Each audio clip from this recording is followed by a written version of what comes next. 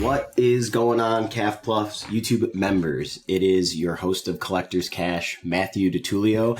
I'm here with another episode, and I'm not sure if it's the summer of 1995 or the summer of 2025, because we are here to cover one of the best alternate timeline storylines in the history of comics, in my opinion, Marvel's Age of Apocalypse.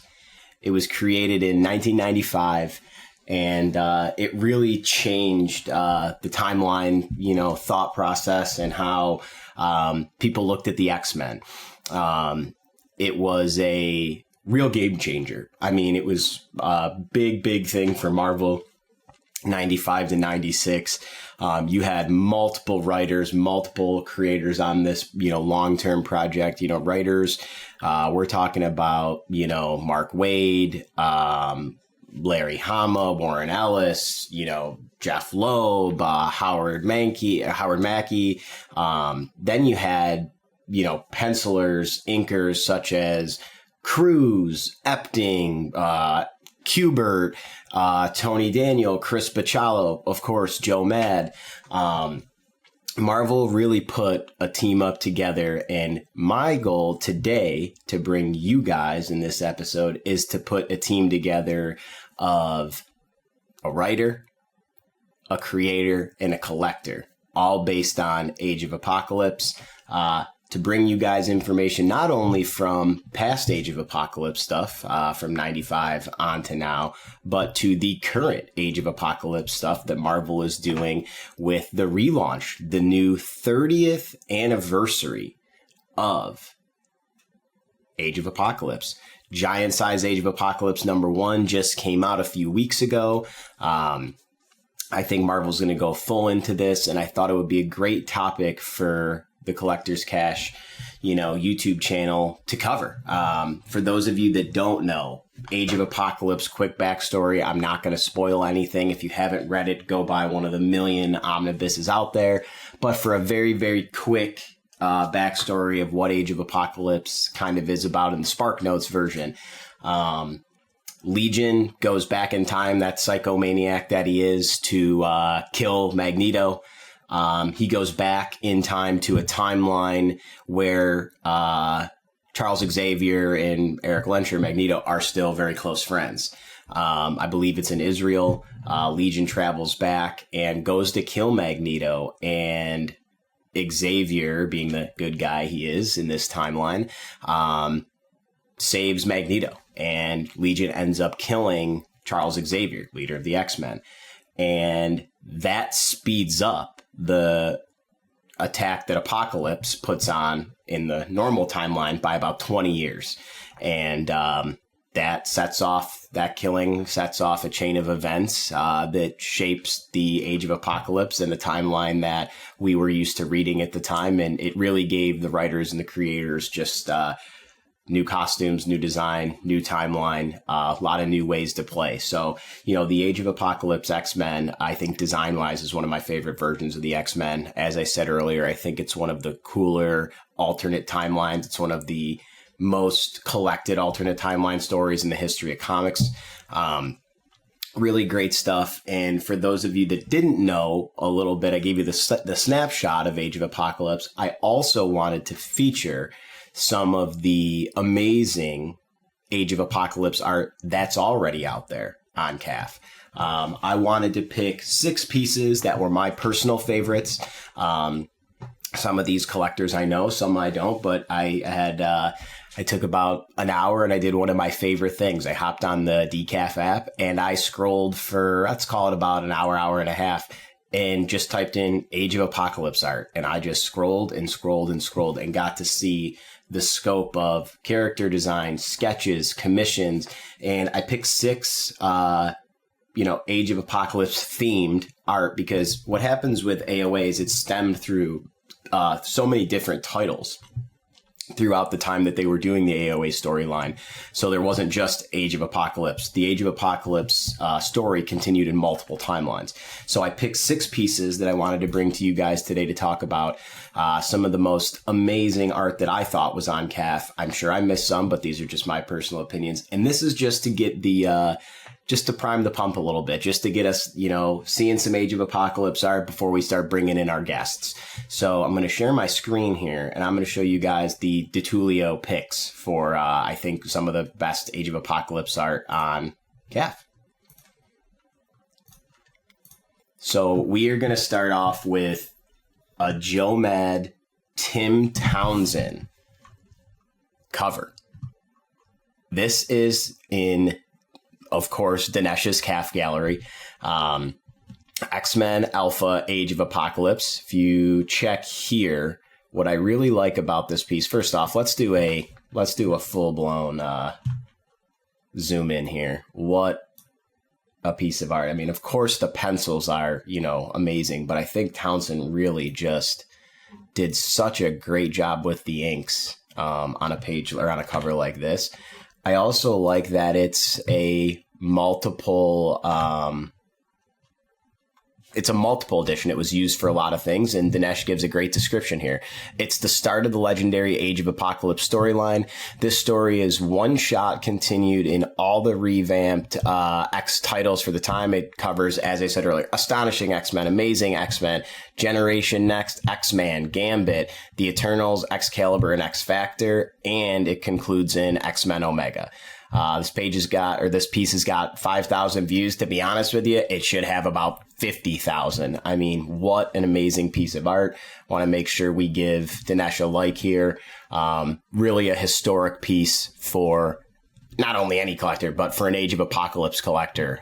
Really just an amazing piece of art. So I wanted to make sure this was my first pick, because when I was scrolling the DCAF app, I mean, it blew me away when I saw that this was posted to CAF. Next one I chose. This one is from Jordan. I've gone up against Jordan, I think, twice on Amateur Dueling Dealers, and he's beat me both times, but a close friend of mine and a great friend to the channel. This is a first appearance. When I was going through and I saw this page and I clicked on it and I knew that it was from Jordan, I assumed it was going to be a first appearance. He's a first appearance collector. I'm going to give you a full-blown zoom here. It is just a stunning piece of art. You've got Bishop confronting Magneto in a giant middle panel, 2 vertical panels here. And then you scroll down and you see a little horizontal panel. And when you look here, Jordan actually explains it. It's, this story was written by Jeph Loeb. The artist is Steven Skroke. This is the first appearance of Nate Gray, who's the son of Scott Summers and Jean Grey. Mr. Sinister, underlying High Lord of the Apocalypse, artificially created Nate from genetic materials from Cyclops and Jean. Sinister created Nate as the ultimate telepath and telekinetic, and hoped to use him to do his own bidding in his power against Apocalypse. Now, what I love about this piece is Jordan's little blurb here at the bottom, because it's so interesting how our focusing or what our collection changes over years, or when you look at a piece. Jordan writes, I remember getting this piece 20 years ago. First off, good on you. I wish I was collecting 20 years ago, Jordan. He said, I said, hey, neat sideways horizontal page. And yes, it's a historical page, first appearance. But when he re-pulled it out of his bin to post to CAF, he was more taken aback by the cool middle panel of Bishop confronting Magneto. It's not just a visual treat, but it's an integral part of the AOA storyline, where we first see Bishop and Magneto, known in this AOA universe. We know it's not supposed to be happening, but I think when you go back here, for me, yes, you have the first appearance panel here. It's stunning, very cool. I love the deep blacks, over top. But this Bishop Magneto confrontation, kind of, let's call it 3/4 splash with 2 side panels over it, is just really great. I love the 90s style. I thought this piece was historic and a first appearance, brought us that, but also had great composition. So I definitely wanted to feature this page, and I want to make sure we give Jordan's really cool piece a like. The next page I want to transition to, this is just full 90s for me. Age of Apocalypse, the chosen cover prelude to X-Men AOA, and it's the first appearance of AOA Apocalypse. So Age of Apocalypse #1. I mean, look at the size, the broad shoulders, the beautiful inking. Now, what I think is really great about this, I am a big Ian Churchill fan. I don't think there's enough Churchill art on CAF. I don't even personally have a Ian Churchill page in my own collection. It's something I'm working on. I think Churchill is severely underrated. He's awesome. So when I saw this piece, I was like, whoa, I definitely want to feature this on Collector's Cash. I want to bring it in because it's 90s vibes. It's strong. It's a great image, like stoic of Apocalypse. It's kind of how I see him in my head, personally, when I'm looking at him.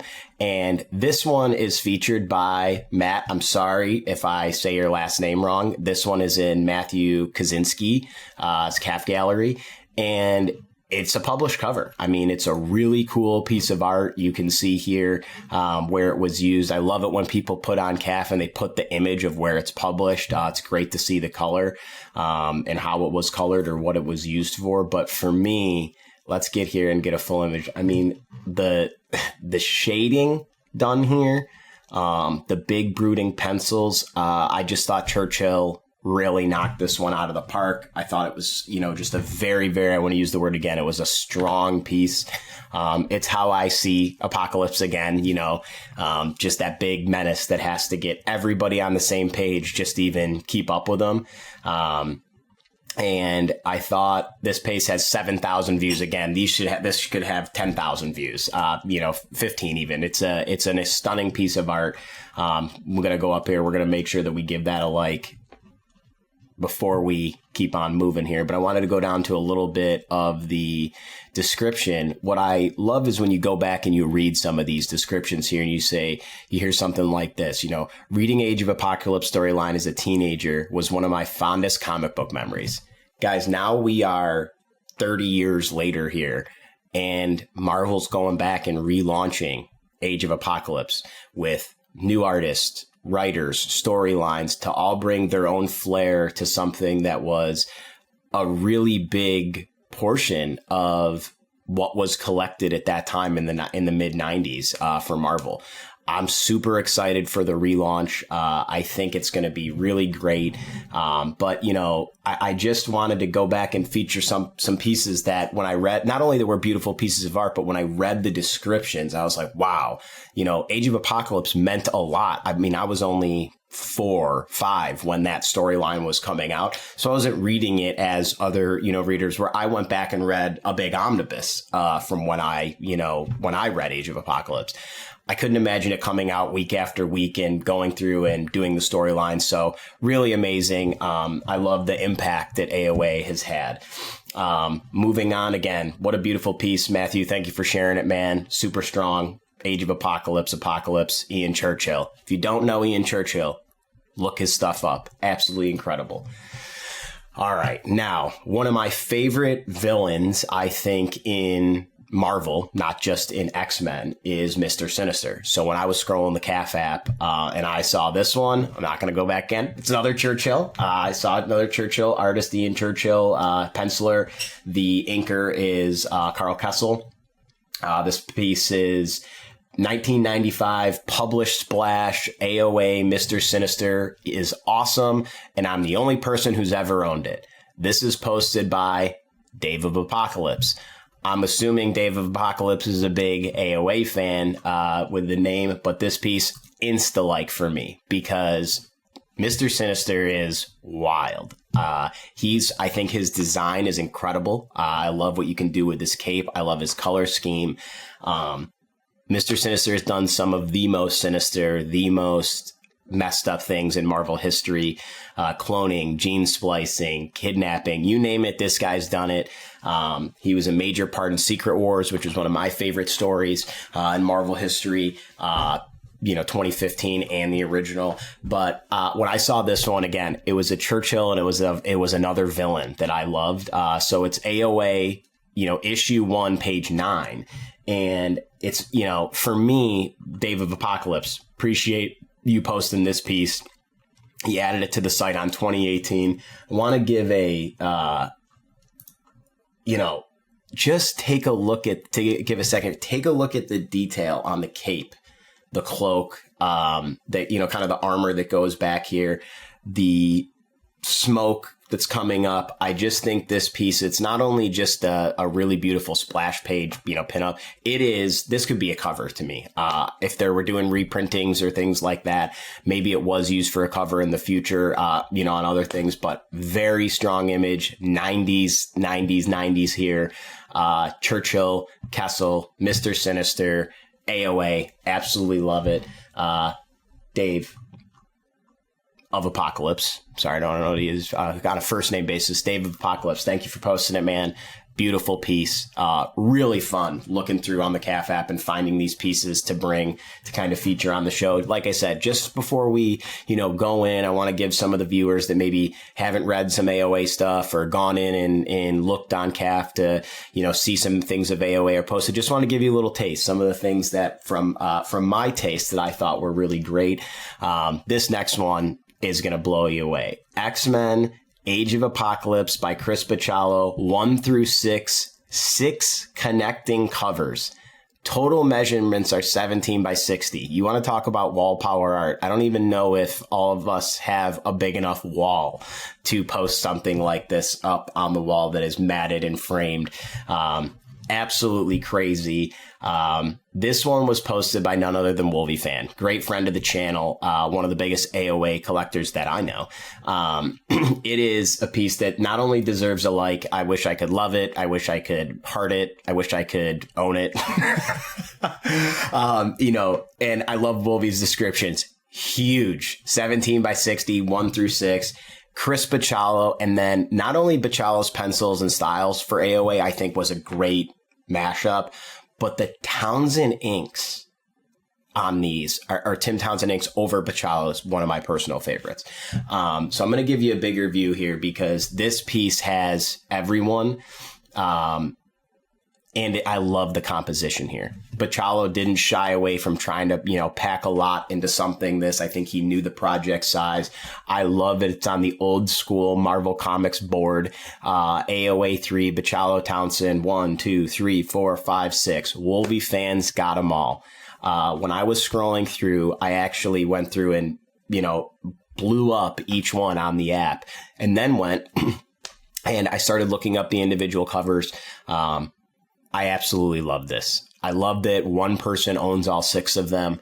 I think it is a feat to own all of these. Bachalo, Townsend, it's perfection. I think the heavy blacks around the whole bottom to leaving the white on top. Characters coming at you. Like I said, the composition I think is just great. Really congratulations to Wolvie Fan for owning, pieces of art like this that make one. And then when we, as I said earlier, think about the wall space, look at the size of this. Let's not even worry about the Kuberts or, the other amazing things around that are obviously wild. But the way that Wolvie has this framed, the way that he's got it up, here's a good one just of the frame. I mean, the frame itself is huge. The piece is amazing. I'm jealous. Bachalo, Townsend, AOA. It's only got 1,000 views, so guys. Do me a favor. We need to get this thing up over 2,500 views. We need some likes. We need some comments. I'm going to go down here even. It's, look at the comments on here. Just absolutely incredible. One from our CEO. One of those things where you think, is someone even allowed to own something like this? Got to be one of the most satisfying, smile-inducing pieces of art to see in person every day. Couldn't agree more with the big boss, Castra. I mean, you walk into your home and you know that you own 1 through 6 of your most collected, read storyline, all the covers, and you get to see them every day. I definitely wanted to feature this piece when I saw it. I mean, absolutely incredible again. Congratulations to Wolvie Fan for owning it. And then the final piece I wanted to share before bringing on our team of AOA guests, writer, creator, and collector. The final piece I wanted to focus on, or feature, I guess, would be the X-Men Age of Apocalypse poster art omnibus cover from 2012. I love this piece. This is in JN80's Calf Gallery. Shout out to JN80. I follow him on Instagram, messaging back and forth. I remember him posting this once when we did like a Throwdown Thursday challenge on our Instagram or something, and it blew me away. So when I started looking on Calf, I hadn't seen it on the first couple pages, and I got impatient. So I messaged him on Instagram. I said, I think you have an amazing, piece of AOA art. Could you send it to me? And sure enough, he sent it to me. It was on like the second or third page after, I think on page 4 or 5 on the Calf app. But I knew he had an amazing piece of art, and I wanted to feature it because I think Billy Tan nailed this one. It's all Billy Tan, pen and ink, and I wanted to read the description here because it shows what it means to us as collectors when you add a piece of art by an artist or for a theme that you really appreciate. JN80 says, this is a big one for me. Age of Apocalypse was one of the final story arcs I read as a teenager in the 90s before going on a decade plus hiatus from comics. It all happens to us, guys. At one point, we all take a break from comics, and somehow it sucks us back in. We never take a full break. We always go back in. So this was the last book that he read before taking a break. When I started getting back into comics, I remember the omnibus being released and was amazed at the art Billy capturing the magic of AOA and his strong imagery. I love the Sentinels flying overhead and the incorporation of almost every single character. That's what I loved about this, is there was no shying away from putting all the characters in here. It was absolutely awesome. This art was used for an AOA poster in 2011 and 3 omnibus covers moving forward, 2012, 2016, and 2021. First off, let's give a full-size view here to this beauty because, like I said, I really think Billy nailed this one.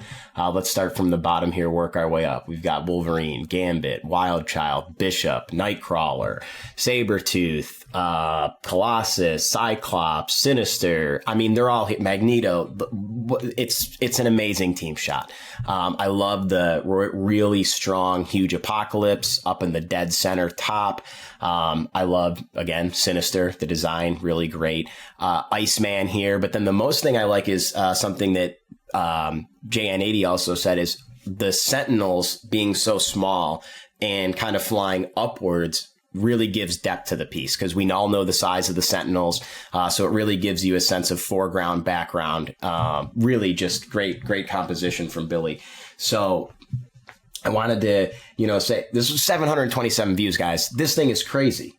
It is wild. And JN80, again, well done posting this piece because you showed that it was a Panini cover.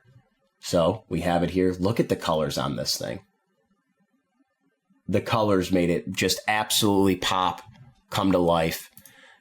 Beautiful. Then here is the 2012 omnibus hardcover. You know what? I don't own a lot of omnibuses anymore, but I'm considering going out and trying to find this one. JN80, what an amazing piece of art.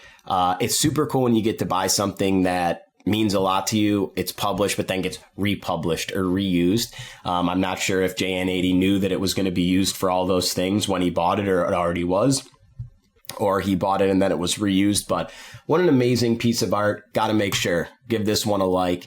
Absolutely stunning. Guys, we have covered 6 stunning pieces that have already been posted to CAF about AOA. Now I want to bring in a writer. Then I want to bring in an artist. And then I want to bring in a collector to show off some of the new AOA art that's just been created. I think this was a great way for us to see some of the amazing AOA art that was posted on CAF. And without further ado, I want to bring in one of the writers from 1995's original Age of Apocalypse, one of the most renowned writers in comics, I'll say history, Mr. Jeph Loeb. Jeph Loeb. Maddie. My fictitious uncle. How are we doing? I'm doing great. Thank you so much for. I love the fact that you call me uncle when, in fact, I see you as my brother. But I know that you got it from Simone Bianchi, who started calling me Uncle Jeph, largely because I like to look after his boys. And so it was really more their name for me than anything else. But I just Simone assimilated Bianchi has never had an original idea in his life, so I'm sure he just took it from his boys, and that's the way life is. So, well, thank you so much for coming on the show, Jeph. I really appreciate it. I had the opportunity and the idea in mind of, with the new relaunch of Age of Apocalypse, to do, a little bit of old all the way to a little bit of new. And the one thing that's been a constant through the Age of Apocalypse is you. So thank you again. I really appreciate it. It's awesome. And, want to congratulate you on your successes with Hush 2. It's going absolutely great. And now you're back at Marvel writing the new Age of Apocalypse story. It's crazy. I mean, the success of Hush 2, it's been the number one book every month. And I credit the team. When you've got Jim Lee and Scott Williams and Alex Sinclair and Richard Starkings, I do my best not to screw it up. And I think another big contributor to it is that DC took this sort of wild shot in the dark of doing the big oversized editions that are 11 by 17, so you can really see the artwork. Incredible. And those are just blowing out. Like every time they print one, it just vanishes. So, and it's just cool. It's cool that something works in that size. I had pitched that, ironically enough, before Brave New World came out. I said, look, let Ed McGuinness and I come back and we'll do a Red Hulk, Green Hulk in an oversized Treasury edition, and Marvel, for whatever reason, didn't bite on that. I mean, I think what it does is it gives the reader, imagine having the full art pages in your hand on the 11 by 17 board and going through. It's amazing, and it certainly is my hope that at some point they're going to do black and white versions of them so you can see. As much as I love Alex's artwork, Jim's pencils are, and Scott Sink's, Jim's pencils are just nothing short of remarkable. And the fact that he hasn't done interiors in 8 years, and that we haven't done Hush in over 20, is fantastic. So it's the most fun that I could be having, except for the other stuff. Last Halloween, still going great. Becky Clooman's new issue comes out next week. That's issue 8. Then we go to Chris Samney, who's doing issue 9, and then it's all wrapped up by someone who I know you're a big fan of, which is Matteo Scalera. I love Matteo. The artwork is just breathtaking, and he literally draws.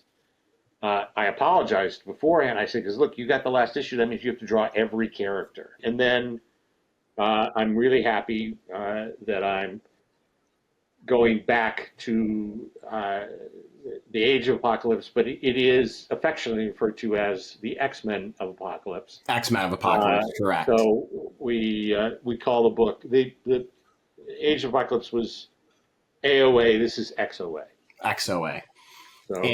So you get the phone call to come back, the 30-year anniversary. Had you had anything, stored in like the files for something like this, or were you back from scratch? I've told the story elsewhere, but the reality is that this was not something that I had planned on doing. This is a situation where I got a call literally out of the blue from C.B. Cebulski, who's the editor-in-chief and Grand Poobah. And he had said, why can you come back to Marvel? Like, is there something you could do? And again, what a lot of people don't know is that while I was working at Marvel Television, which was 12 years, I was not allowed to work on the publishing side. Really? So it just came with a contract. They just sort of said to me, look, we want you to focus on television. I think we did a great job, but they said, we don't want you also worried about, your deadlines or artists or anything else like that. So you're benched, basically. And I found it really confusing because I was sort of like going, so let me get it. I'm one of your top guys and you're going to bench me while I'm working for the company. I can understand you saying to me, you can't work at DC. Right. They said, no, we just have a policy that you just can't work for two divisions at one time. Okay. And so I said, okay, well, whatever you want. So when I left. It was literally like, goodbye Marvel TV, goodbye Marvel Television, goodbye Marvel Publishing. But you have to know CB and know that he's like a dog with a bone. And so he called and he said, look, what would it take to get you to come back? And I said, I'm not coming back. It's just, CB, you really need to know that I've been so lucky. I've been able to do Spider-Man with Spider-Man Blue, and I've been able to do Daredevil with Daredevil Yellow, and I've been able to do the Hulk and the Red Hulk, and I've written the Avengers. Amazing titles. I was on the X-Men. I'm not going to come back so that I can, do an issue of Night Nurse. It's just not going to happen. And so he said, well, let me ask you something. And I said, well, look, CB, you know me well enough, and maybe your viewers, if that's what we're calling them, or your customers, I don't. Viewers, yeah. Anyway, if your viewers are watching this, what my editor friends, and I'm very lucky to have this opportunity, is that, because I've been doing this since 1989, which is probably older than you are. So 2 years. 2 years. I got what happens is that the editor calls and says, I'd love to do something with you, and I go, that's great. Who do you have? Or is there someone that I have? If you're interested in working with that person, then let's go do that. So, for a long time, it was just people would call and go, what are you and Tim doing? Yeah. You and Tim had an amazing run, amazing relationship. So, it was just a really easy call. It was just sort of like, we get the whole kit if we get you and Tim. And then on Age of Apocalypse, or X-Men Apocalypse, CB called, and so we're just knocking ideas around. Among them was, if you can go get Ed, we'll go back and do something for the Red Hulk. That'd be fun. And he was like, well, he goes, let me ask you a question. Don't you have unfinished business with the X-Men office? I remember that line. You got a little unfinished business. And I was like, I don't really have any unfinished business with the X-Men.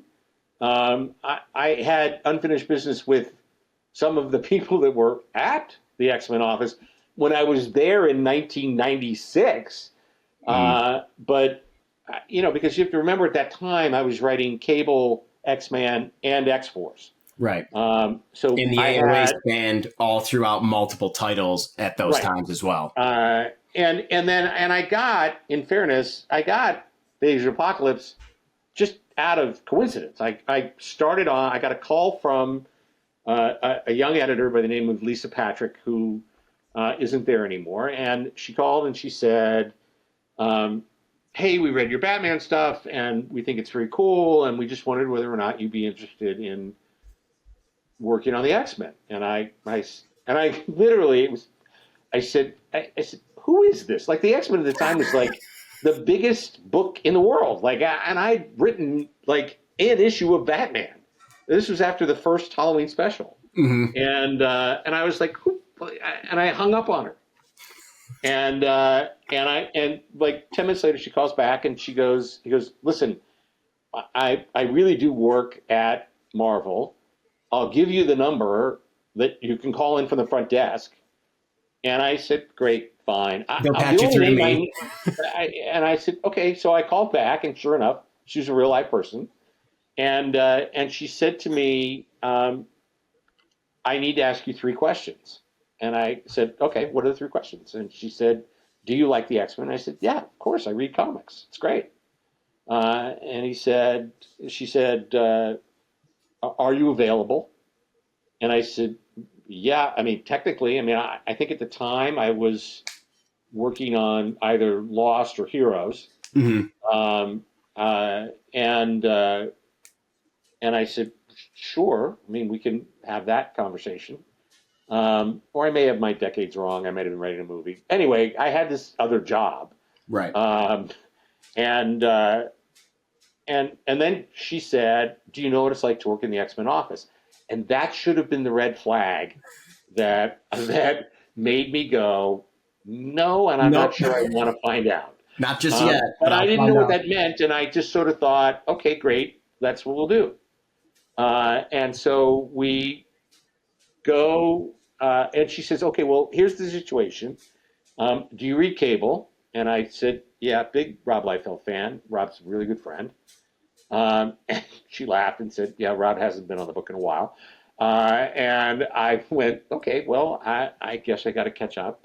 And I was really much more excited by X-Force than I was by cable. But I understood the character, and it seemed like a good idea. And she said, so here's the situation, and this will give you an idea as to the way that the business worked at the time. Was she said, the book is selling 250,000 copies a month, which if you had a book that sold 250,000 copies a month now, jeez, you'd be hush. That's all I can tell you. Yeah. And then there would be Absolute Batman and the new Spider-Man book, and then everything else sells 50,000 copies. Yeah, 60,000. Right, exactly. I mean, in the top 10, then when you get beyond that, it's 20, 30, like it's nothing. So she said, and we're losing 10,000 readers a month. And so if you drop below 200,000, we're going to cancel the book. And I was like, well, that's a pretty nice way to welcome me in. Yeah. And I said, okay, sure.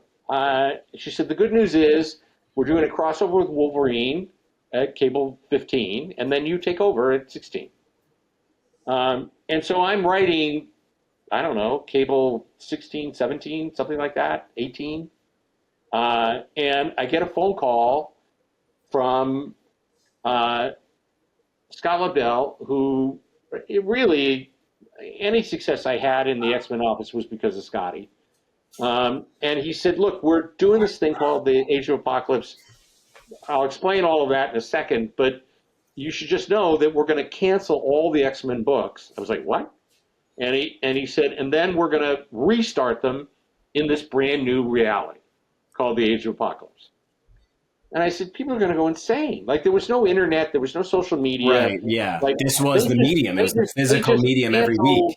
They just canceled the books. They sent out a blast to the retailers that said, your 8 highest selling comics, because at the time, the X-Men were the 8, it was 1 through 8. You couldn't pierce it with a bullet. Maybe Spawn every now and then. And so I said, so what do you, okay, fine. I guess you've made the decision that I'm not going beyond cable 20 because you're canceling the book. And he went, no, actually, we can talk about that next. But the thing I want to ask you is that we built this whole thing, and what we realized was we didn't provide for a place where all of the X-Men who know they're going to die get to say goodbye to each other. Mm. And so the only book that we don't have a schedule for because you just started was Cable 20. And I said, okay, well, like, what do you need? And he said, well, we need kind of a eulogy. Like a closure type of... A closure story. And so I wrote something called An Hour of Last Things, which if you're ever grieving, it's a great book called An Hour of Last Things, which is where I got the title from. Which is about what you do at the end. It's your hour of last things. Your hour of last things, yeah. And there was a young artist who had done one annual for them named Ian Churchill. I love Churchill. And they said, and Ian's going to do the art, and Scroce and you are going to go on and do whatever you're doing for X-Men Age of Apocalypse, which turned out to be the creation of X-Man and all of that, which Scroce and I did. So I was doing those two books. And anyway, An Hour of Last Things came out, and the people in the X-Men office suddenly went, oh, well, we should keep this guy. Like, this guy actually knows. I mean, I had to do a scene with every character. So, I could write Psylocke, and I could write Rogue, and I could write Cable. Like, it wasn't just Cable. It wasn't just one closure story. It was individual ones within. No, it was everybody was in it. And so when I went into Age of Apocalypse, I suddenly had a new kind of cachet, because while we were writing Age of Apocalypse and drawing it, we were also writing the books that came after it. And that's where it started, which was that, and I think a lot of people, particularly now, I think now they get it, but particularly then, I think a lot of people think that if you're writing Cable 20, that you're then writing Cable 21 next month. But if I'm on Cable 20, I have to be working on Cable 25. Right. No, you're 4 issues ahead minimum. Because the artist has to have time, and also they have to go, well, the artist is never going to finish. We need to get a fill in it. Like, everything that I didn't know anything about, because I just worked with Tim on Batman. It was just me and Tim, and when we got it done, it was done. It was done, so right. This was sort of my first monthly work, and I suddenly realized, oh, you guys have like deadlines and stuff. Anyway, we went and we did, and that's how I met Joe Mad, and I got to work on Astonishing X-Men, and I got to work on X-Man, and I really had a lot of fun, largely because there were no rules. There wasn't anybody that could say, well, that's not how Rogue talks. Well, right, you were starting in a complete alternate, timeline, exactly. Which then ended up becoming one of the most influential alternate timeline stories in the Marvel Universe. That spanned but the problem I had was, and you and I have actually talked about this, was that when it was over, with the exception of Bishop, everybody else just went back to work. Yeah. And nobody else had any. I went, so let me understand something. We had the biggest thing that ever happened to the X-Men, at least in the 90s. I can't compare it to what John and there's a lot of generations or decades absolutely. That things that happen each decade. But this was all of a sudden it exploded, and again, to talk about numbers, like X-Men #1 sold 800,000 copies. The Astonishing was selling like 1 million, 1.2 million. Like it was bizarre what was happening. Like that was the time to own a comic book shop. That was the time. I mean, I was writing Cable at 200,000. We had stopped the bleeding before we got to 200,000.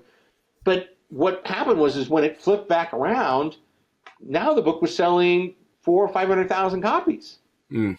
So I had a long way to fall. That's why I stayed for 3 years, because nobody said to me, we're canceling this book. Yeah, because you didn't drop below the threshold. You kept to where it needed to be. So, and this is what TB was saying, was that I read the end, and I called some of the people at editorial, which you're not supposed to do, by the way. I didn't know any better. Like, it was like, I was a guy who worked in television. You call your producer. Right. And you go, this episode doesn't work. And then you figure it out. And so I called and I said, look, I've just read the end. And it's a dream. I'm talking to them, and they said, well, what do you want to do? And I said, it has to count. Right. It has to mean something in the actual grand scheme. And so if you're going to change reality, think of a Rubik's Cube.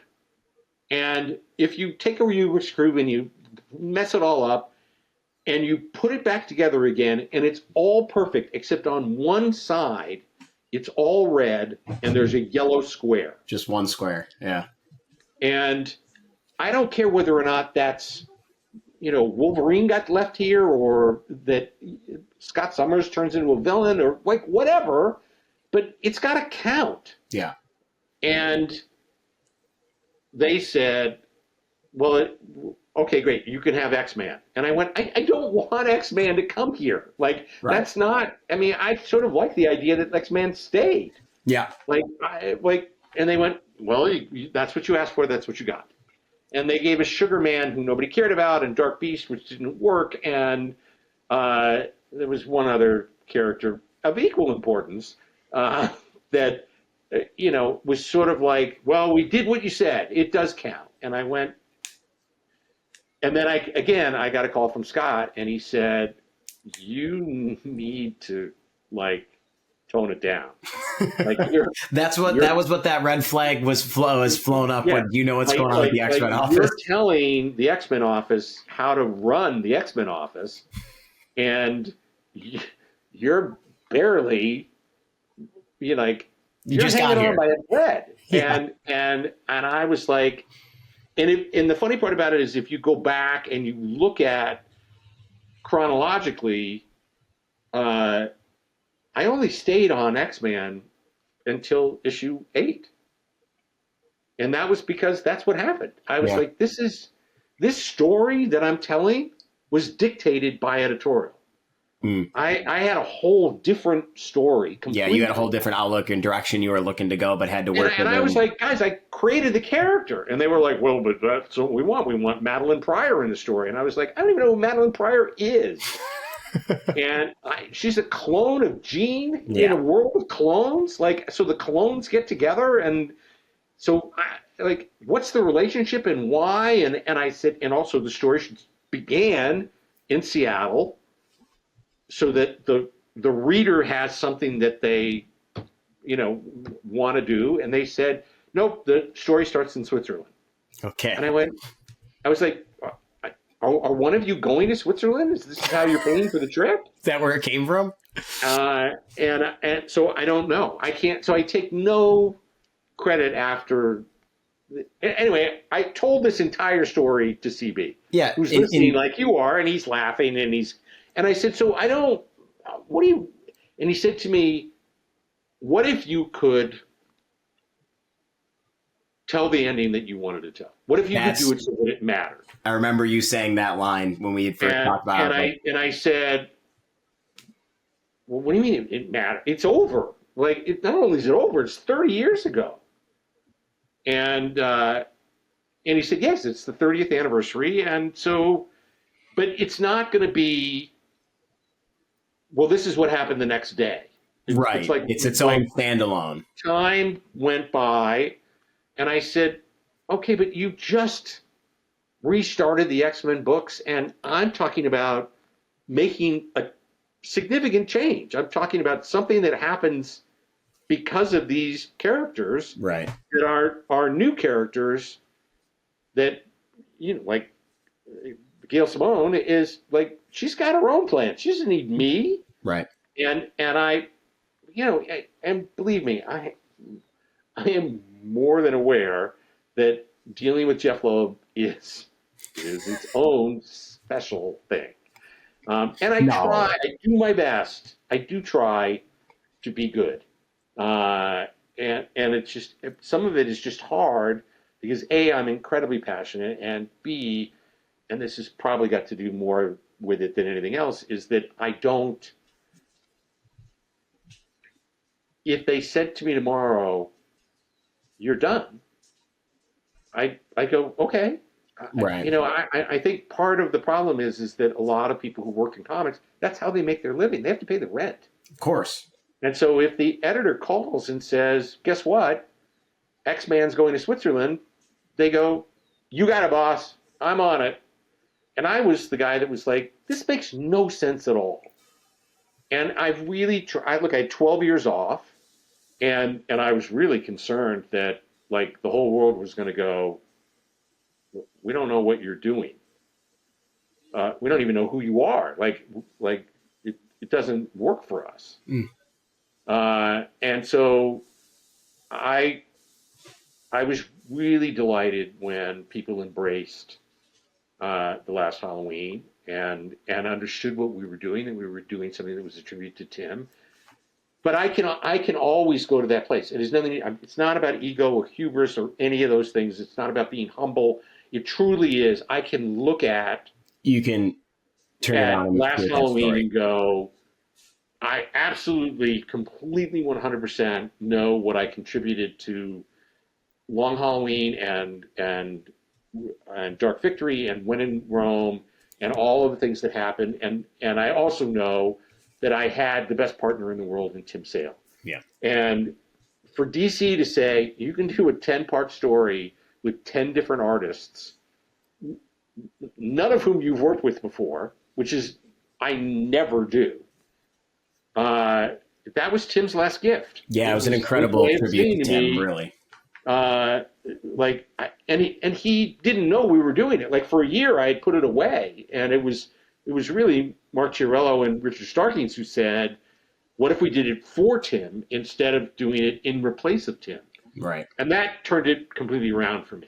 Yeah. But so here I am now, back in the X-Men office, and I'm working with Tom Brevoort, who is the only person. Do you feel like it's like a time warp, like 30 years? Well, it's so funny because Tom is the only person I know that's worked in comics longer than I have. And I mean, when I say worked in comics, like, he's gone in every day. They're guys. He's a lifer. He's a lifer. And then they stopped, or they did something else. Like, even I can say, I went away for 12 years. Like, it's not like I was there every single day. When I look at someone like Mark Waid, I go, this is a guy, this is, as far as I know, this is what Mark does for a living. I used to talk to Peter David about it all the time, that like Peter started working in the marketing department, and then he started writing, and then that was what he did. And so many people who have come and gone in our business, like, that's all they ever wanted to do. They didn't want to work in movies. They didn't want to work in television. They didn't want to work in animation. And now it's something that certain folks do as a step to get someplace else. Or there's someone like me who, I just love the medium, and if it's the right person that I want to work with, then it's great. Well, and so which brings us to, I was going to say, you bring that up. We now finally get to, okay, so CB calls back and he goes, great. How many issues is this? I said, I think we should do what we did the last time. We do an alpha, we do 4 issues in the middle, and then we do an omega. And so the alphas and the megas are 30 pages long, and the other ones are 20 pages long. Yeah. And I was like, in an ideal world, it would be Joe Mad. Like, if we're going to do this, let's go get Joe. And so I called Joe, and he goes, get lost. Like, I'm running one of the most successful video game companies in the world. I am not drawing comics. And I'm like, okay, great. I get it. I'm going to come back to you if this happens and you're doing covers, whether you know it or not. And so. Yeah, Jeff. Okay. And you and I actually, it was one of when we were first getting to know each other, because I know you know artists and I know you know people.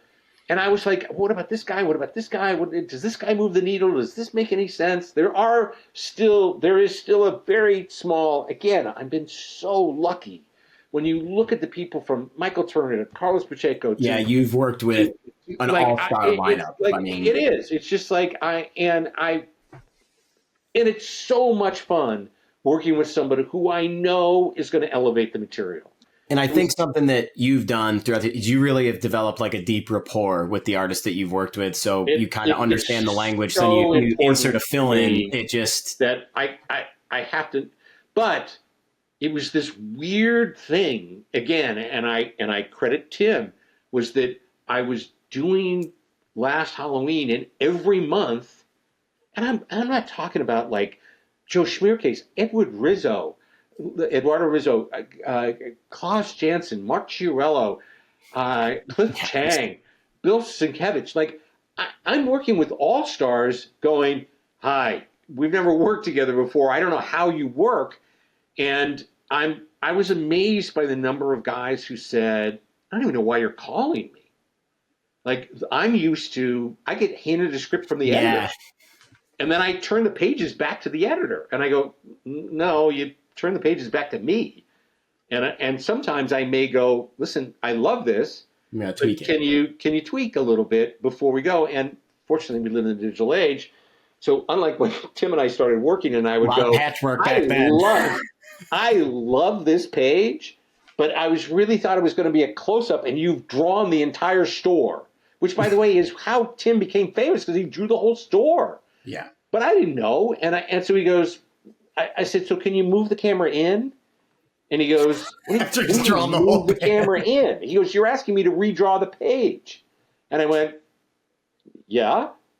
Is that hard? Can't you just like put it on a light box? And he was like, oh, Jeph, you really don't have any idea what you're talking about, do you? And believe me, when you're working with Jim Lee, you don't ever say to Jim, Jim, I was thinking a close-up would be more appropriate. But I can, and I do often go, I think the gun needs to be on the floor. Otherwise, I don't know how you got from 3 to 4. Right. And he's incredibly collaborative, and I am astonished.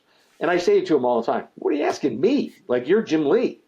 And so we were knocking around a bunch of ideas, and I was at Lake Como, and every time I say it, I want to go, yeah, okay, I was at Lake Como. It's sort of like saying to somebody, I was in Paris, and I was eating at the Eiffel Tower. So I was at Lake Como, where every great artist is. And, of course, I'm sitting with Simone Bianchi because I don't know anybody else, and across from me is this young artist and you, and there's a line around the block of people coming to look at his stuff. And I'm like, and I turn to Simone and I go, who is this guy? And he goes, it's Simone. And I said, would you guys run out of names in Italy? There's only one name. And he goes, no, we call him Little Simone.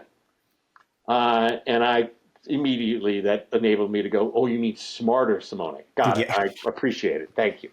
I said, does he speak English? Yes, he speaks English. And he goes, okay, go over and talk to Maddie. Like, Maddie will introduce you. And I said, well, what does Maddie got to do with it? Well, he only represents Simone's. So I was like, okay. So I was like, okay, I'll go over. And I go over and I introduce myself. And you will see when you get to the Simone Di Meo part of this, if he's awake, he's like, he makes me seem like I'm on like a sleeping drug. Like he gets so excited. Well, I mean, Jeph Loeb walks up to him out of the blue. And again, I don't ever. I'm not being humble. I'm not being anything. I look at it as I don't even know whether or not you know who I am. Like I always think of like little Simone as like I know he's older, but he looks like he's 25. And I'm like thinking to myself, there's no way he knows who I am. And so immediately we start talking because he's on Batman.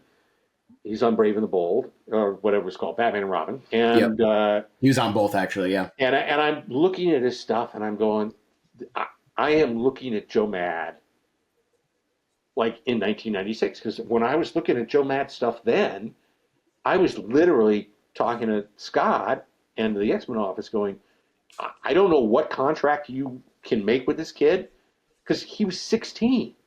Yeah. And I was like, you need to tie him down now. Like, this is the future.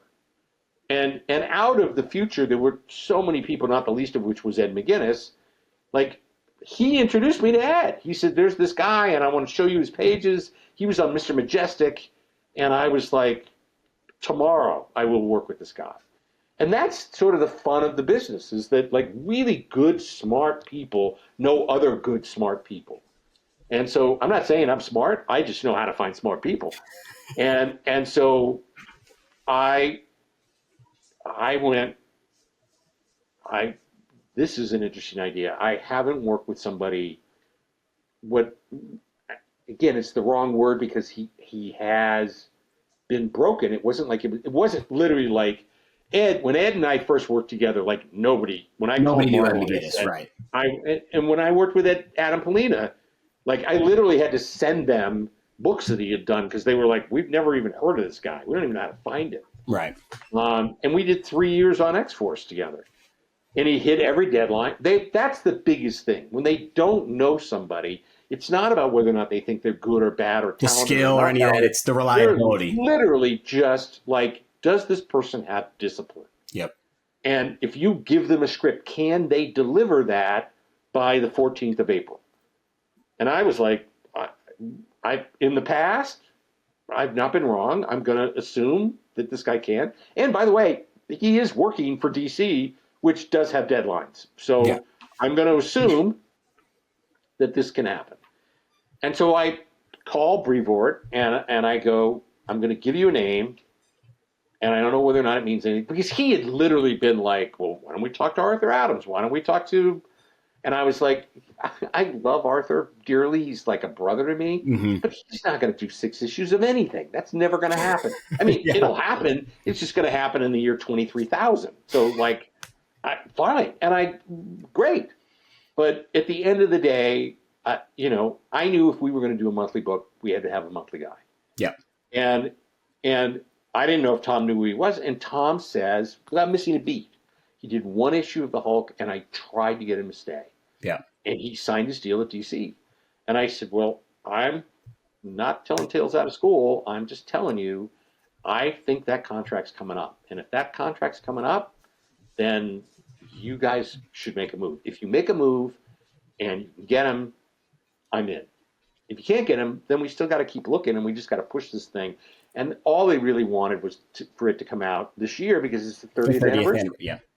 And so I was like, okay, it's on your court. You make it happen. And then in the meantime, I started talking to Simone, little Simone. And then, of course, Big Simone said, a lot of really nice things about him, and he's been sort of a mentor to him.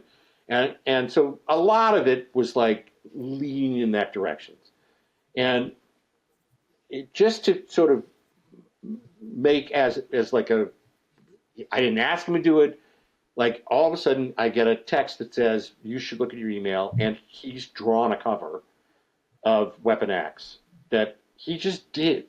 Yeah, we were it was right after the convention. You had talked, he was like, I'm inspired. I wanna draw some Marvel stuff. I looked at it and I went, we gotta make this happen. Because I gotta find out what it's like to work with him. And so that's how it started. It literally was, it wasn't about the story. It wasn't about anything. It was about, I really want to work with Simone Di Meo, and I really want to see what he will do in the same kind of way that when I worked with Joe Mad, it was just a surprise. There was an energy that I never saw. When I worked with Jim, it's the craftsmanship. When I worked with Tim Sale, it's the storytelling. It's the ability to be able to say less but convey more. Mm. Like I can go through every single person. When I worked with Michael Turner, it was just the beauty of what he was doing. Like nobody drew people that looked like that. They all looked like they walked out of Cosmopolitan magazine.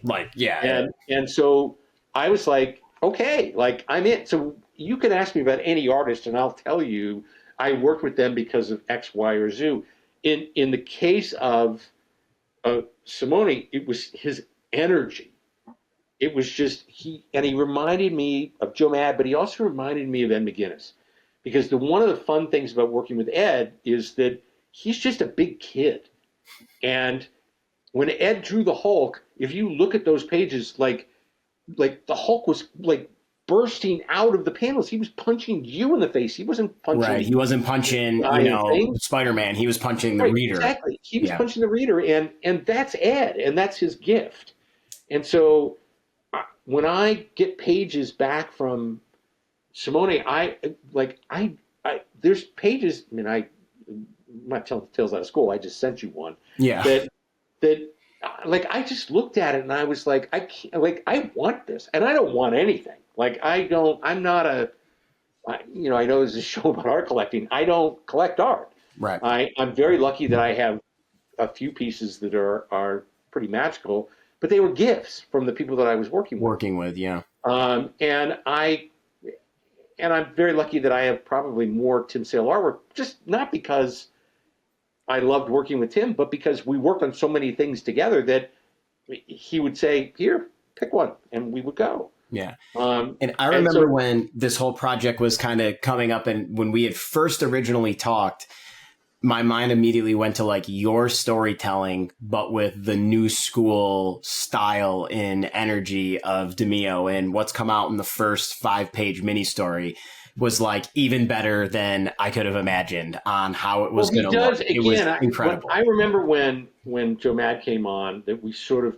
talked about it as, to give it a name, we called it American Manga, which was not really what he was doing, but we had to sort of try to explain it to people in a way that they could put it in a capsule.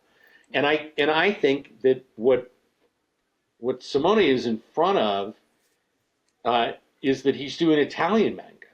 That he has one of the things that Simone Bianchi does that's so beautiful is that everything looks like a painting. Mm-hmm. Everything looks like it comes out of the Renaissance. Exactly, yeah. There's just depths to each panel. That's it, which is why one of the things where Simone Bianchi is actually the weakest is when you go in close, because it's not that it isn't beautiful, but you don't get the full. You don't get the scope of it from of what he does and how he understands the way a camera works. And so when you take that and then you marry it to the energy of manga, so that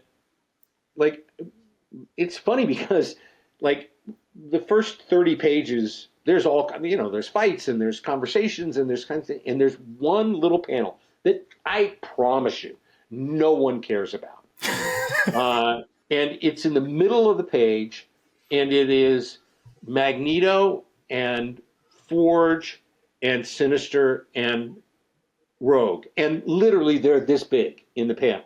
They're not big at all. But they're all floating because they're having a conversation and Magneto is holding them all up. And I remember calling Simone going, I don't know how you did it, but I believe that they're floating. And this is a 2D image. Mm-hmm. And there's no movement. They weren't floating up. They were just standing on air. And I don't know how he does that. There's just things that choices of where he puts the camera. He's very big on doing low angle shots, and that gives a power to stuff. Yeah, he and I have talked a lot about it. That I think with your producer view of writing, and then his. He's a big cinema guy himself, loves films, studies it. So I think it was really, unbiasedly, it was a good match. For me, it was a match made in heaven because, I remember really saying cool it. He said, what do you want me to look at? And I think he meant comics. And I went, I don't want you to look at comics. I want you to go get the Sergio Leone Westerns. And when I explained to him that that's where we're going to go, that when I say, we get to see where they are, I don't need for Rogue to be standing in the panel with Magneto unless they're talking. Just put them off to the side. Yeah. Let us see where we are. And he just took to it like a duck to water. The first few pages, there was a lot of maybe not. Let's try this. I'll follow you. I'm not trying to tell you what to do, but I'm just trying to understand where your head's at. And again, a lot of it has to do with the fact that A, we'd never worked together before. B, he's a young artist. So I try to help along the way. I'm not going to say to Jim Lee, could you pull the camera back? I think we need to see more. Jim's done this enough times. Yeah, there's definitely. He lays out a page, I'm like going, it's perfect. It's much more so. The fact that he includes me anytime when he goes, do you prefer this to this? And he's done like 2 scribbles. I'm like, are you serious? Like, do what you want. It's fine. But again, I just think it's about luck and nothing else. And I think it was, from 30 years to the perfect timing to bringing you back to Marvel, to Simone being at Marvel and doing this on his own interior, his first published Marvel interiors. I know that he couldn't be happier. I know that I couldn't be happier. Our goal is to make sure that you're happy, so we keep writing more stories. But, Jeph, I want to say again, thank you for coming on. I'm going to bring Simone on after, and, the next portion, we're going to talk about, working with you and his art style and all the things. And it's been a really cool process to watch come together. And, I think what the printing of the book with the one shot and the miniseries in the back was really great. I'm very excited to see where this goes, and I think the viewers are as well. But before I let you go, I do have to make, it would be a miss for me as well. You're going to come to OAX 2026. Simone will be there. We could promote the book. You want to come and hang out? I don't know what I'm doing for lunch. But Jeph Loeb, thank you so much for coming on to the show, man. I really appreciate it, and we'll be in touch. Maddie, anytime. You know how much I adore you and your family and your incredible dogs. Thanks everyone for watching, listening, and hopefully this was remotely interesting. Sounds good. Take good care. Simone Di Meo, how are you, my friend? Hey, how are you? Good. I'm good, thank you. We are on our artist leg of the AOA journey from 30 years ago to now, and I couldn't be more proud of you. First off, congratulations on being able to work on X-Men: Age of Apocalypse, and I wanted to do the episode on this show to kind of cover one of the most influential alternate timeline stories that, Marvel's ever offered. And I started, looking at it from all the different perspectives, from collecting, writers, creators. And when I was putting together the episode, I was like, well, I have the perfect artist who's the newest Age of Apocalypse artist in a DeTulio Art Collective artist. So I'm very proud of you, man. And congratulations. What's the feeling like? So, first of all, thank you, brother, because you are part of this project. So so what is my feeling? My feelings right now is like I'm a little scared about that. It's like it's a legendary project that have a lot of fans, a lot of people that follow the original one in the 90s. So I'm just a little scared about that, but I'm feeling super good because I can touch with Jeph Loeb, the legendary writer, crazy good story, and with tons of fans. So I'm feeling very, very excited and ready for this experience for sure. Great, man. And, for those of the viewers out there that don't know your career, so just, you've had a little bit of a whirlwind in the last year of your career. So, this time last year, you're at DC, you're working on Batman and Robin, you're doing cover work for Brave and the Bold. Then at the end of the year, you make the decision and you're able to team up with Marvel. Now you're a full-time Marvel artist.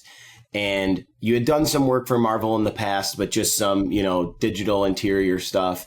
And, now you're coming on and your first project is Age of Apocalypse for your very first interiors. So when you get that, that phone call or that email, what's your initial thought when you got that email or that call? We want you to do an Age of Apocalypse reboot with Jeph Loeb. What's your reaction in your head on something like that? Close to scream, and just and just think about, okay, we have a lot of characters. We have a lot of characters to draw, so I need to improve my skills. This is like the first thing that I just figure out. First time for me with a crazy big team of characters. So the first feeling is like happiness, and the second one is like scare about all the character that I have to draw every page. Like, oh no, all the work. yeah, a lot of work, but really happy about that. And I think the second thing that I did is like talk with you about that, and just think about the important step for my career is this project. And I don't remember much more because it's just like I think about this project for days and days, and right now that I'm doing it's just like crazy, and just think page after page to do my best. And I think that's the natural reaction, is like, oh my God, yes, but oh my goodness, now I have to conquer this project. And with it being such a, influential storyline, had you read Age of Apocalypse before? Like, did you go back and read it to get prepped to start? Like, did you, order anything for like reference or anything like that? How did that process go? Yeah. So, before, so I really know this X-Men book from years, but I never read it before. So I just watch a lot of pages and art, because inside the first event you can find a lot of amazing artists, legendary artists like Joe Ahmed. It's one of my favorite ever. So I just really remember very well. One of the best. Yeah, absolutely. I really remember very well the X-Men book, but and I read something, but not all the event. So I just, for the first step, like buy a lot of different book. I buy it like all the run with all the spin-off. I just like try to buy the big thing. The big one.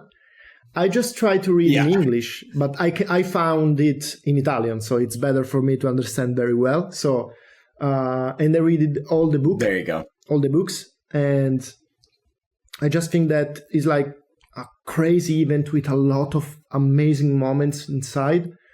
And I just, and during the period, I just think about, okay, a lot of characters, a lot of different situations, a lot of different things to remember, different like designs, different style, a lot of things. And I think, okay, we have a problem. So we have to improve a lot. We have to remember a lot of things during the project. So, but stay calm, just read right now, just enjoy the moment. So it's like, as you're reading it, you're like reading it for the first time, but you're also looking at all the costumes, all the action, all the design. So it's different when you read something just to enjoy the book, or you read something for the first time because you have to do the second one. So it's a different process. Or like, you were reading it to get it, but you were also reading it to study it and to understand it from an artistic standpoint. Yeah. So, speaking of that, a lot of the, and I had never read I didn't read the original Age of Apocalypse when it came out. I was too young, but I read it, later. Me too. Yeah. It wasn't the same style as I was used to seeing as current, because the 90s style was big and like strong and wide and, heavy inks. And, I know that you've worked really hard, because you didn't just take the characters and completely redesign them from scratch, but you did put your own style on them, because more of your new school anime style. And I remember like waiting for you to show me the thumbnails of each character, Wolverine, Sabretooth, Wild Child, because seeing your design on them, I was so excited. And I think what you did was you perfectly meshed, those characters and their style, but put your own spin on them.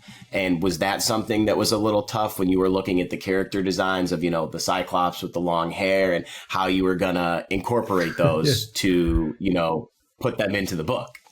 Yeah. So this is maybe one of the most hardest part of this job, just because I know that we have a lot of fans from 90. And in the 90, we really know the style was different. Right. So big bodies, a lot of muscles, and right now we have a different style. And I studied different things in my past, but I think maybe we can try to find the good spot, the good solution, a bridge from the 90 to right now to so we have a lot of different readers for this event. So we have maybe a new generation of reader and the older one that read the first event. So I need something in the middle to catch all the people. So, and I just study something in the middle. So maybe big body, but with different movements, different face expressions, something in the middle that I really enjoy to do. But it's hard. It's hard because all the characters, the design of the characters are from 90. So sometimes it's hard to put in a new style.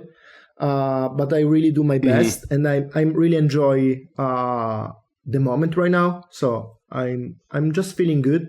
I hope that the readers really enjoy this type of style right now.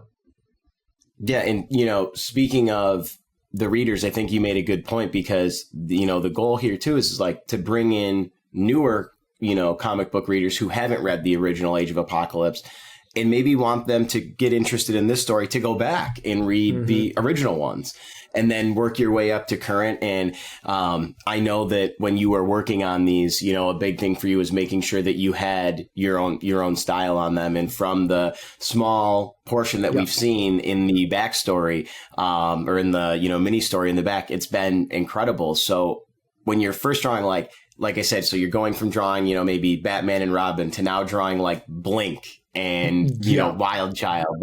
Had you even heard of Blink before, or X-Man? Were those characters that were familiar to you, or were you oh, I get to have my own take on this character too? No, I just I listened all the X-Men before, but just one for the first time during this project, Wild Child. So Wild Child is it's crazy to draw, and is the companion of Sabretooth. So it's a little strange, and I studied a lot because it's he have the movement of a monkey. So it's different. Yeah, different shapes. He's different a very movements. feral, feral, ferocious character. He doesn't just walk, up on two legs. He's not let's call it civilized. He's a wild child. He's crazy. Yeah, he's a wild child. So it just Wild Child for the first time, and Blink. No, I read something before, and all the other are really familiar for me. So just the Wild Child is a little strange, and some enemies for sure, with a big design from 90, and the other one are just different design, but I really know very well the character. Yeah. So I tried to set the episode up coming at it from all different perspectives, and yours is the art perspective. So as I said, you're creating these, you're bringing these different designs in.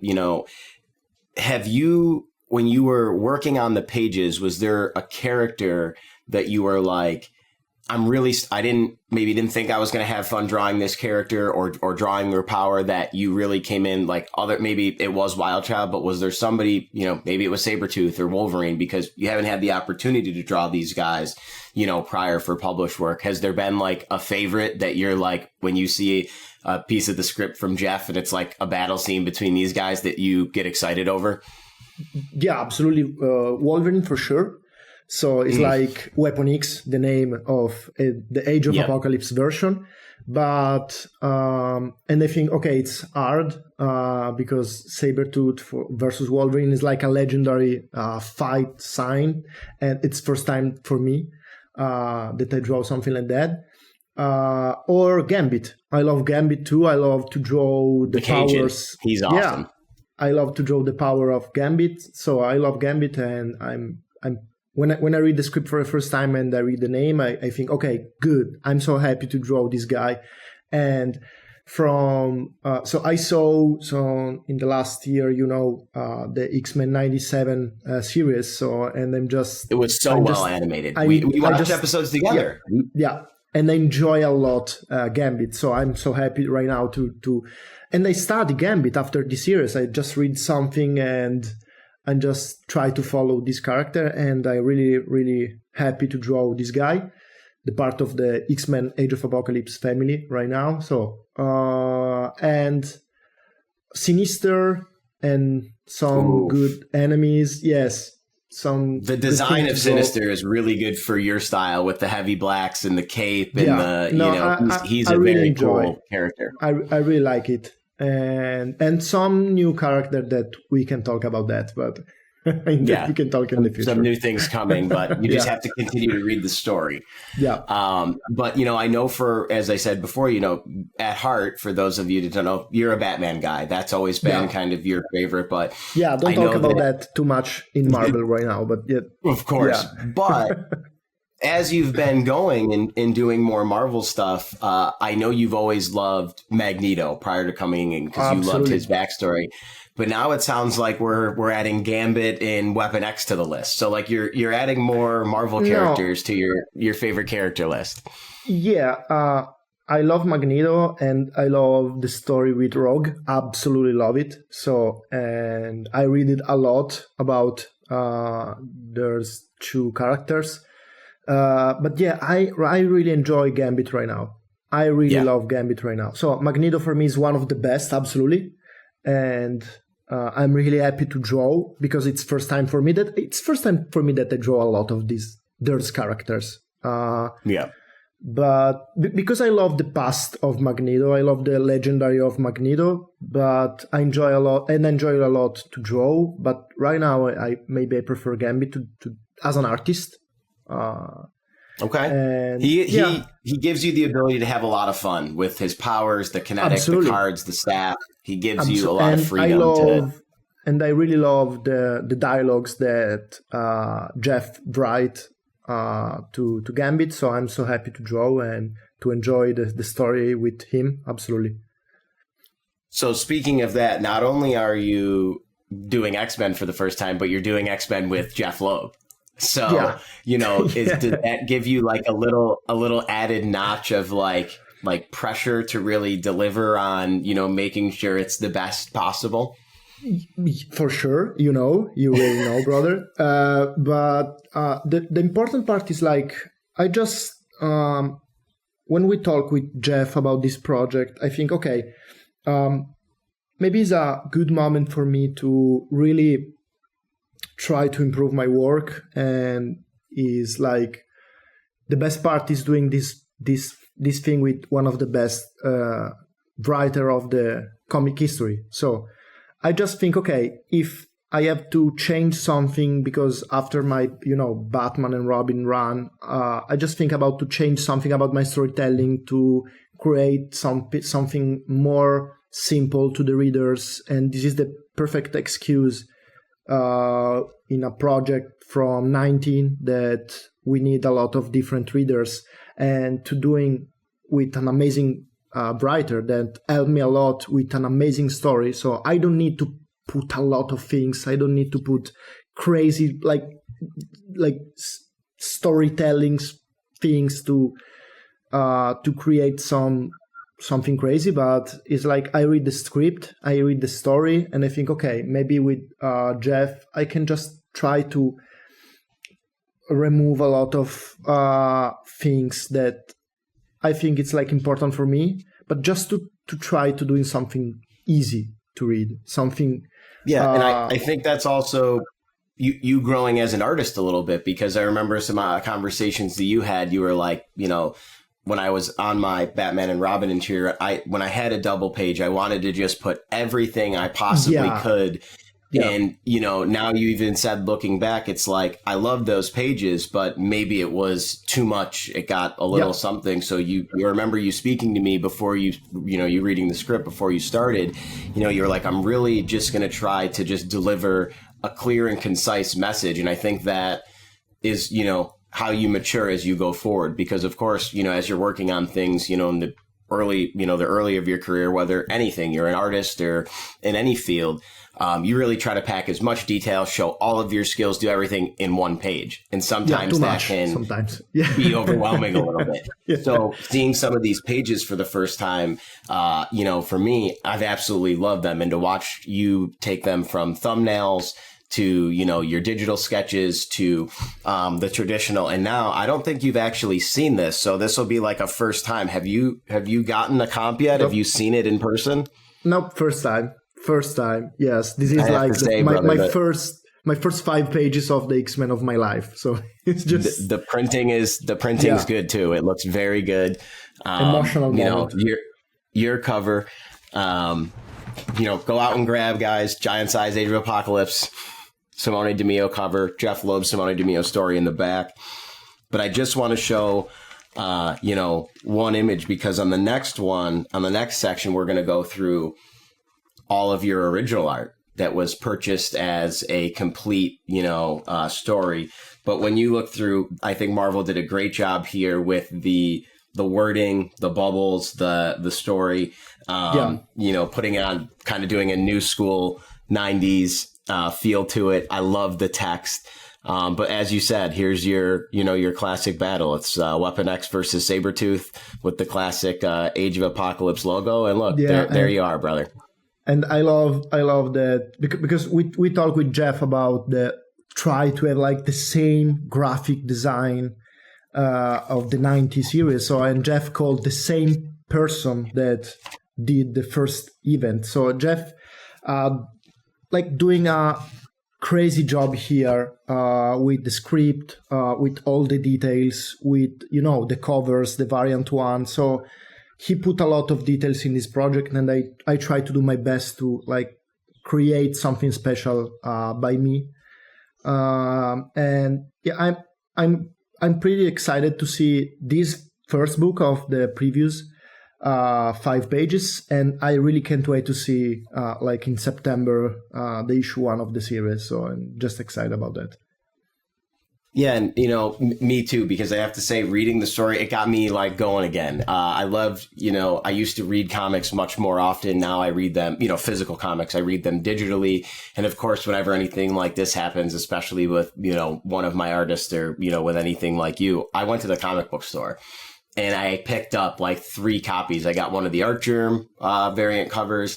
I got the Adam Kubert variant cover, and then I got, and his was Blink. It was really cool. And then I got your version. And there was just something about being back in the comic book store. I think I might be going back more often, now lately. Cool.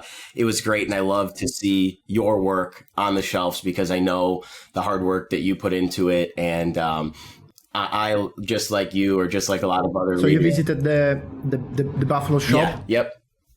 Kingpin cool. Comics in Buffalo. Yeah. That's where I went to grab it. Yep.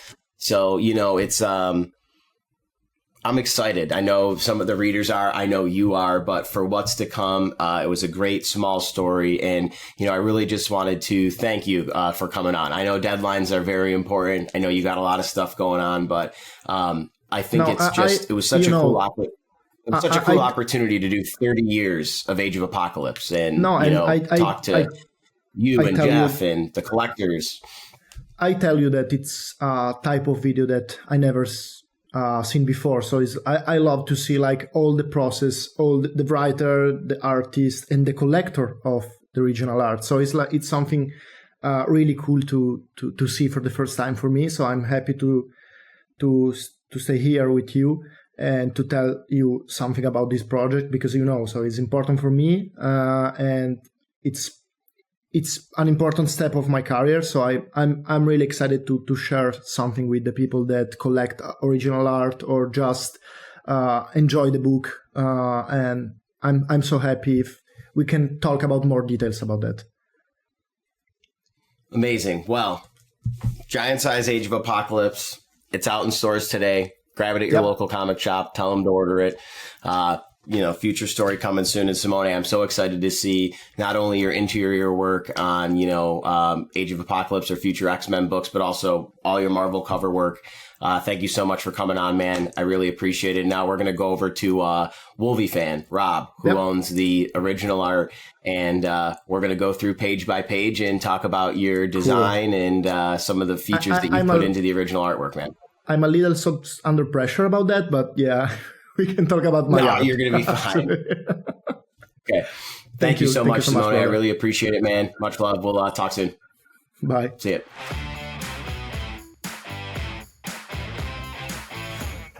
Rob, how you doing, man? What's up, man? How you doing? Not too bad. We are at the final stage of the Collector's Cash Age of Apocalypse episode with the collector portion. And when I was putting this episode together, my mind immediately went to you. I know that you're a massive Age of Apocalypse fan. Part of the Throwdown. I'm lucky enough to be part of the Throwdown Thursday group. I've seen some of the heaters that you post from Age of Apocalypse. So number one, thank you for coming on to the show, being a guest. I know you're a friend of the CAF Plus channel, but I just wanted to say thanks for coming on the show, man. Thank you, brother. I appreciate it. It's fun to be on and good to finally sit and talk with you because I've been wanting to do a show with you for a while because we got a lot of similar tastes. But look, man, I love Age of Apocalypse. I wish I had more, but there's a lot of great stuff out there that I don't freaking have. There's a lot of collectors that have some pretty impressive things, But yes, I do love Age of Apocalypse. I love the iteration in 1994 or 95 when they did it again with Bachalo in 2004 and 2005. Back in 15 when they did Secret Wars and Sandoval did the big 5 covers, and even now with what they're doing with the 30th anniversary, I think. Yep. Yes. And, we kind of talked a little bit. It seems like maybe every 10 years or so, they kind of do something special with AOA. And, now we're at 30 years. We're kind of seeing a reboot of, or a new version of it. But I think for me, AOA's got to be the best alternate timeline story in comics, whether it's, DC, Marvel, whatever. It's my personal opinion. I loved the story. It gave the artists, the writers, just so much freedom to really create craziness. You know what I mean? It was something that was different. So when you said, you read Age of Apocalypse in the 90s. When you first read it or started reading it, did you immediately know that this was something that you were going to be super into long term? Was it something you couldn't wait for the next issues to come out? Because it panned through a lot of different story arcs. You had to follow it through a lot of different things. And when it came out in the 90s, were you all in on it right away? So I had a comic book store back then. So when that started hitting and it came out, a lot of us got caught with our proverbial pants down because they really didn't push it so much. All of a sudden, Wolverine 90 stops, and then all of a sudden, Weapon X #1 is here, Weapon X #2, and you're like, what the hell? Where's Wolverine 91? So it was a big surprise to a lot of people, and it was fantastic. It was amazing. Jeph Loeb, the way he wrote it, I think it was his brainchild too. I think he's the one that came up with the general idea of it. When it came out, people were so hungry for it, and they couldn't believe what was going on with all the other titles. It was a big surprise for everyone, and you just couldn't put the book down. It was definitely, they've had a lot of great storylines and a lot of great plot lines, but that at the time had to be the best, up to then. Yeah. And owning a comic book store, I mean, you had to have people literally coming in asking for that book or those tie-in weekly, right? Yes, it was amazing. And the changes they made with all the characters were fantastic. I'm a Wolverine guy, so I love what they did with that. That's some of my favorite art from back in the day. I loved when Weapon X came out and there was all the characters, and they went back into the relationship he had with Jean Grey. That was my favorite. The X-Man was good, and Astonishing, whatever the hell it was, Astonishing X-Men that Joe Mad did. They were all fun, but my focus was Weapon X. I loved it. I thought it was fantastic. Yeah.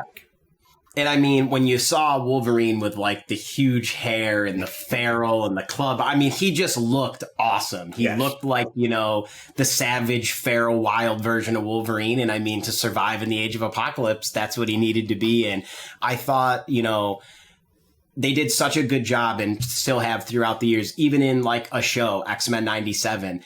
Apocalypse is such a great villain. He gives, like I said, it gives you so much freedom, but I love a good villain that takes the good guys, the bad guys. It takes everybody teaming up to, you know, take down one guy. And it took the whole X-Men team to, you know, to go after Apocalypse. And I touched on it a little bit earlier in the videos, but, you know, when you really read this, as you kind of said, and, you know, Jeph Loeb was on the show earlier, when you really read it, the mastermind of the way Legion went back and was trying to do the right thing, but it ended up causing an occurrence that, you know, brought on what it did. It was just so well written.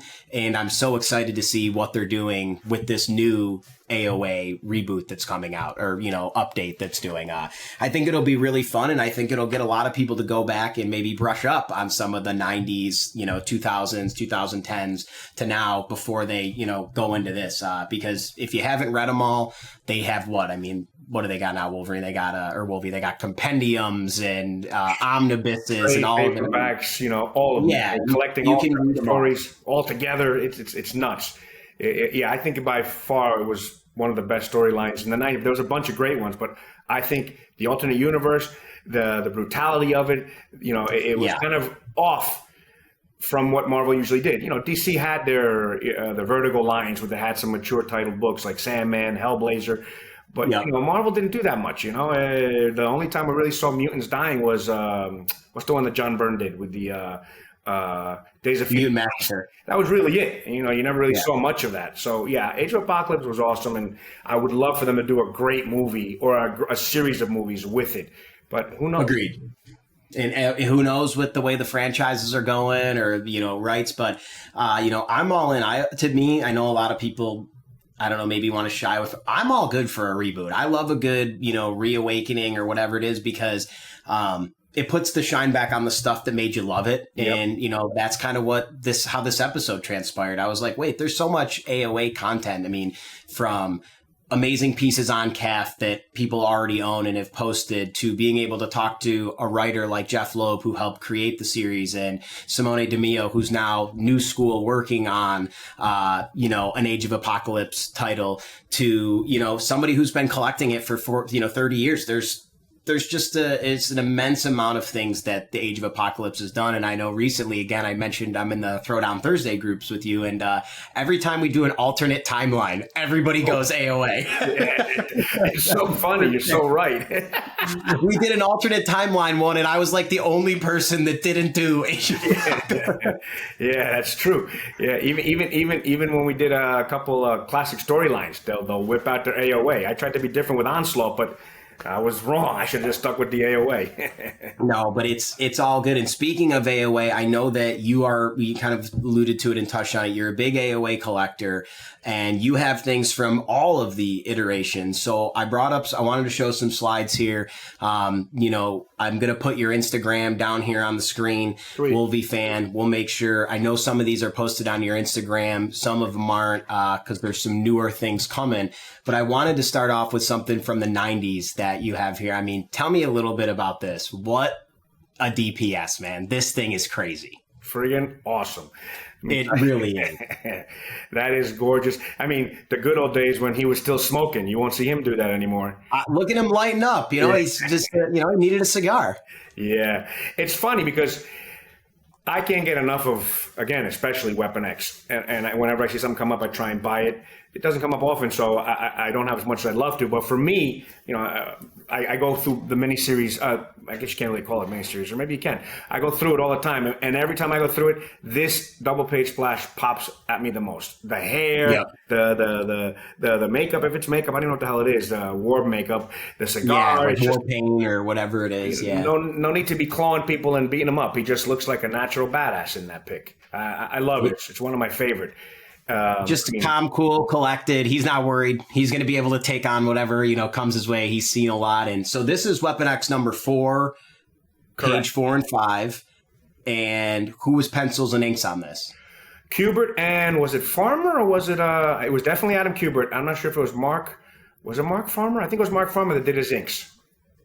Gotcha. I mean, the inks are beautiful. I mean, Adam's pencils are, tight as ever here.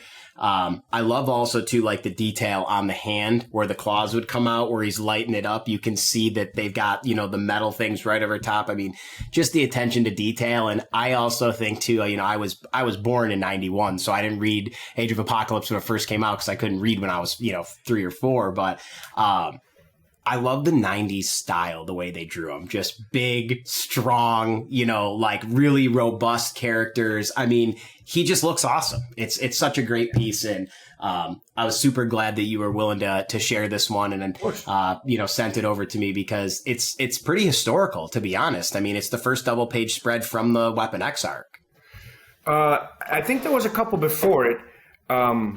It was Dan Green that did the inks. I was just looking it up. It was Dan Green. It wasn't Okay. Mark Farmer. Gotcha. I get those sometimes mixed up because he did so much work with Adam. But yeah, there was actually a lot of big art in the 4-issue book, 4-issue series. This is one of my favorites, if not my favorite. But it wasn't the first. It is the first, obviously, in that issue. It's page 4 and 5. But right. Not the first. I have a couple others that came before it, but this is probably the nicest one that I have. Really beautiful, man. Absolutely stunning. So then I also wanted to, bring on another page. Now this one is directly above you. And this thing is, just crazy. So earlier in the episode, I featured 6 pieces that I found when I was scrolling through on the CAF app when I was doing Age of Apocalypse research.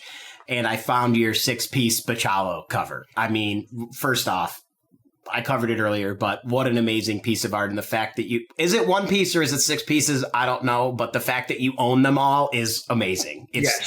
This one came out in 2014 or 15. This is actually Gerardo Sandoval when they redid it in Secret Wars. And it's 5 covers. It's literally 5 covers. And the funny thing is, if you look at the published, I'm going to turn around here. Sorry. Snow Queen, when they drew it, has a thong, but when they colored it, they got rid of the thong. You see? Oh, I see that. Now I can bring up the color. Yeah, they made her a little less cheeky. Let's call it for sure. A little less cheeky. Yeah, but Sandoval. Yeah, I mean, he did not shy away here from putting in every single AOA character that he could in this. I mean, the composition is crazy. I love the Magneto in the top left. I think one of the coolest designs for me, obviously Wolverine is awesome, but I personally love AOA Colossus, and I love seeing him on covers with the the tied headband with the coming over his head there. Yeah. Getting to see Cyclops, and especially in this one, front and center with the long hair, the opposite of clean cut Cyclops we've always been used to seeing. Emma Frost, Mr. Sinister, Apocalypse, Wild Child, Sabretooth. I mean, they're all Rogue. They're all here. This piece is just, it's crazy. And when you sent me over this one, I went and found the colored image because I felt like it was so much that when I saw it colored, I was able to more piece together of where each character was because the explosions in the background. I mean, it's just got so much going on. Look at this. This is so cool. It is awesome. It's funny. We all love our original pen and inks, but sometimes colors add another dimension to a piece. They help a little bit sometimes, yeah. I mean, I would have never noticed that Emma Frost is a little less cheeky. I'm very glad you pointed that out to me. But, how did you acquire this piece directly from Sandoval? Funny you say that. When he had posted it, I don't remember who he was with back then. Maybe it was Kirby. I don't remember who the rep was. But when they posted it, they posted it right after he finished it, I'm guessing. And I reached out right away. I love Age of Apocalypse, and I saw it, and I said, I got to get this freaking 5-cover piece because I have a bunch of big pieces in the house. And when I reached out, they had already sold it. And I was like, damn. Really? 3 or 4 years later, I want to say it came up, maybe 4 years later, it came up on Comic Link. Okay.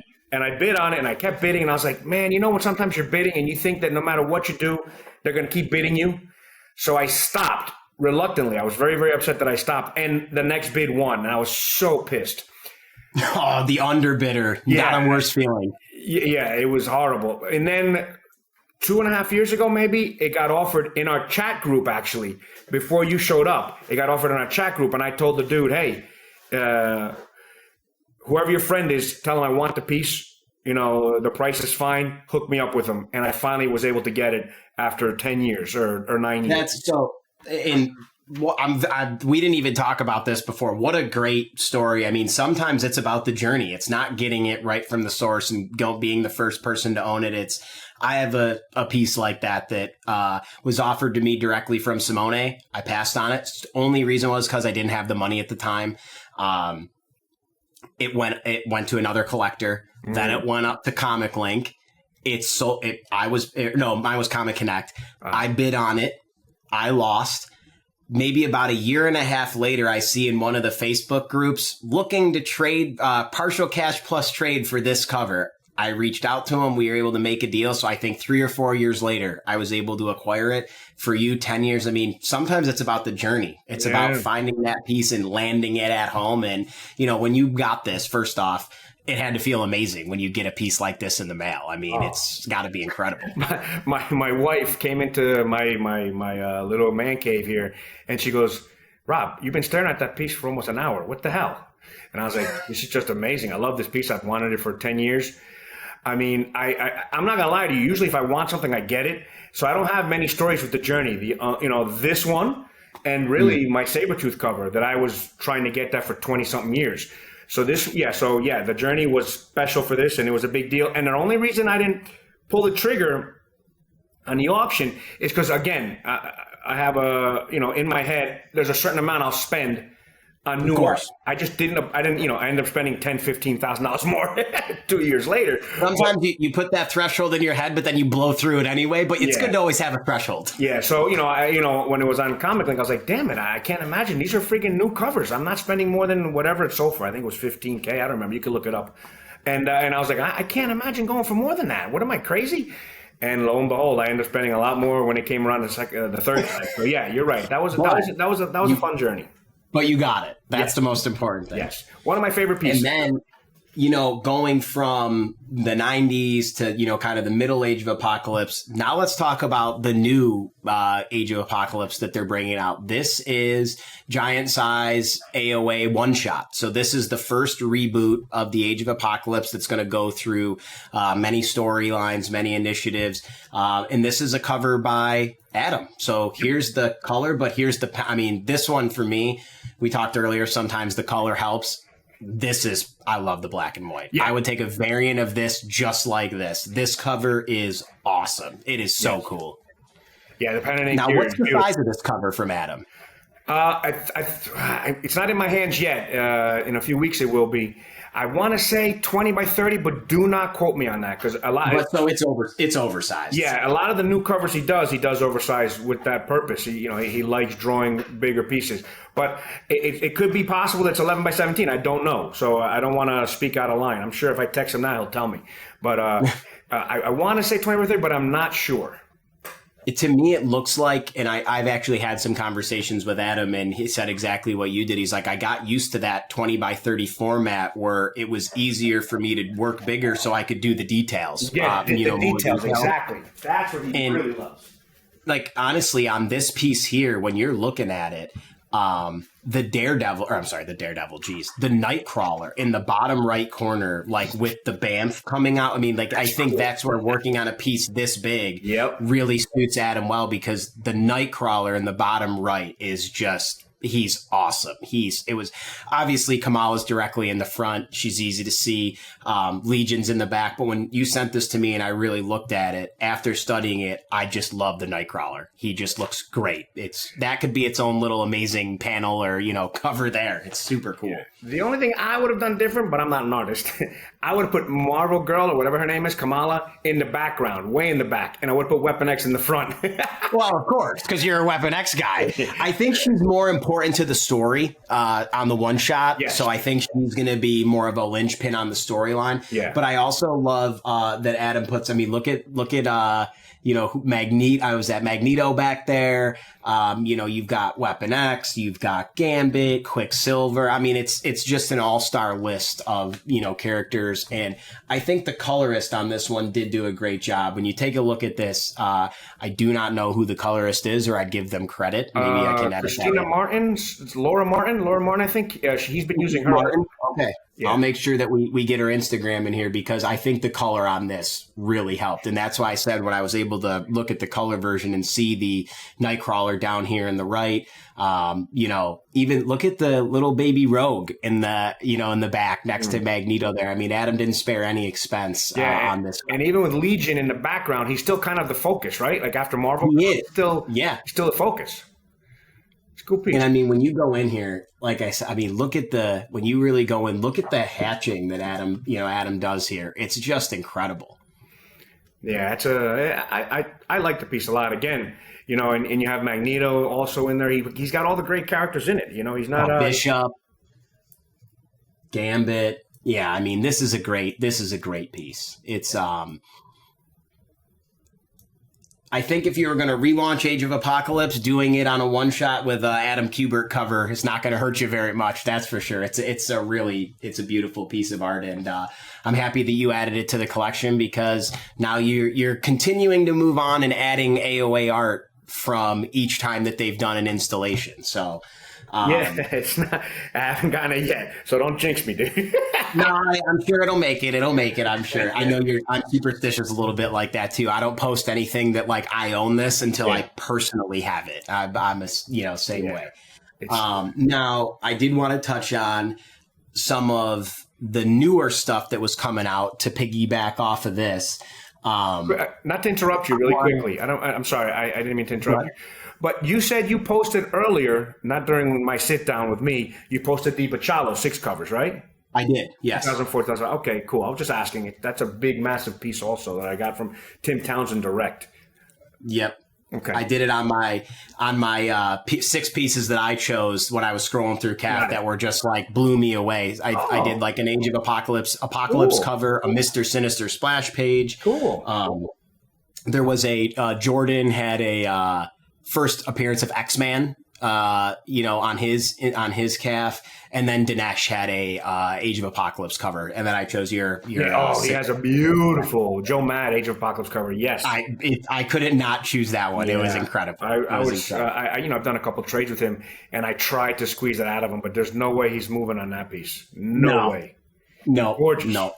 In fairness, I love you. I wouldn't move on it either. I wouldn't let my wife have it, and I love her.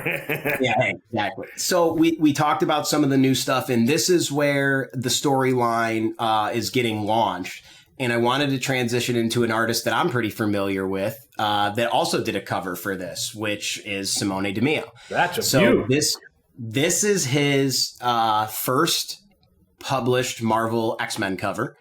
And inside of the giant size Age of Apocalypse book is Simone Di Meo's first ever traditional published Marvel interiors.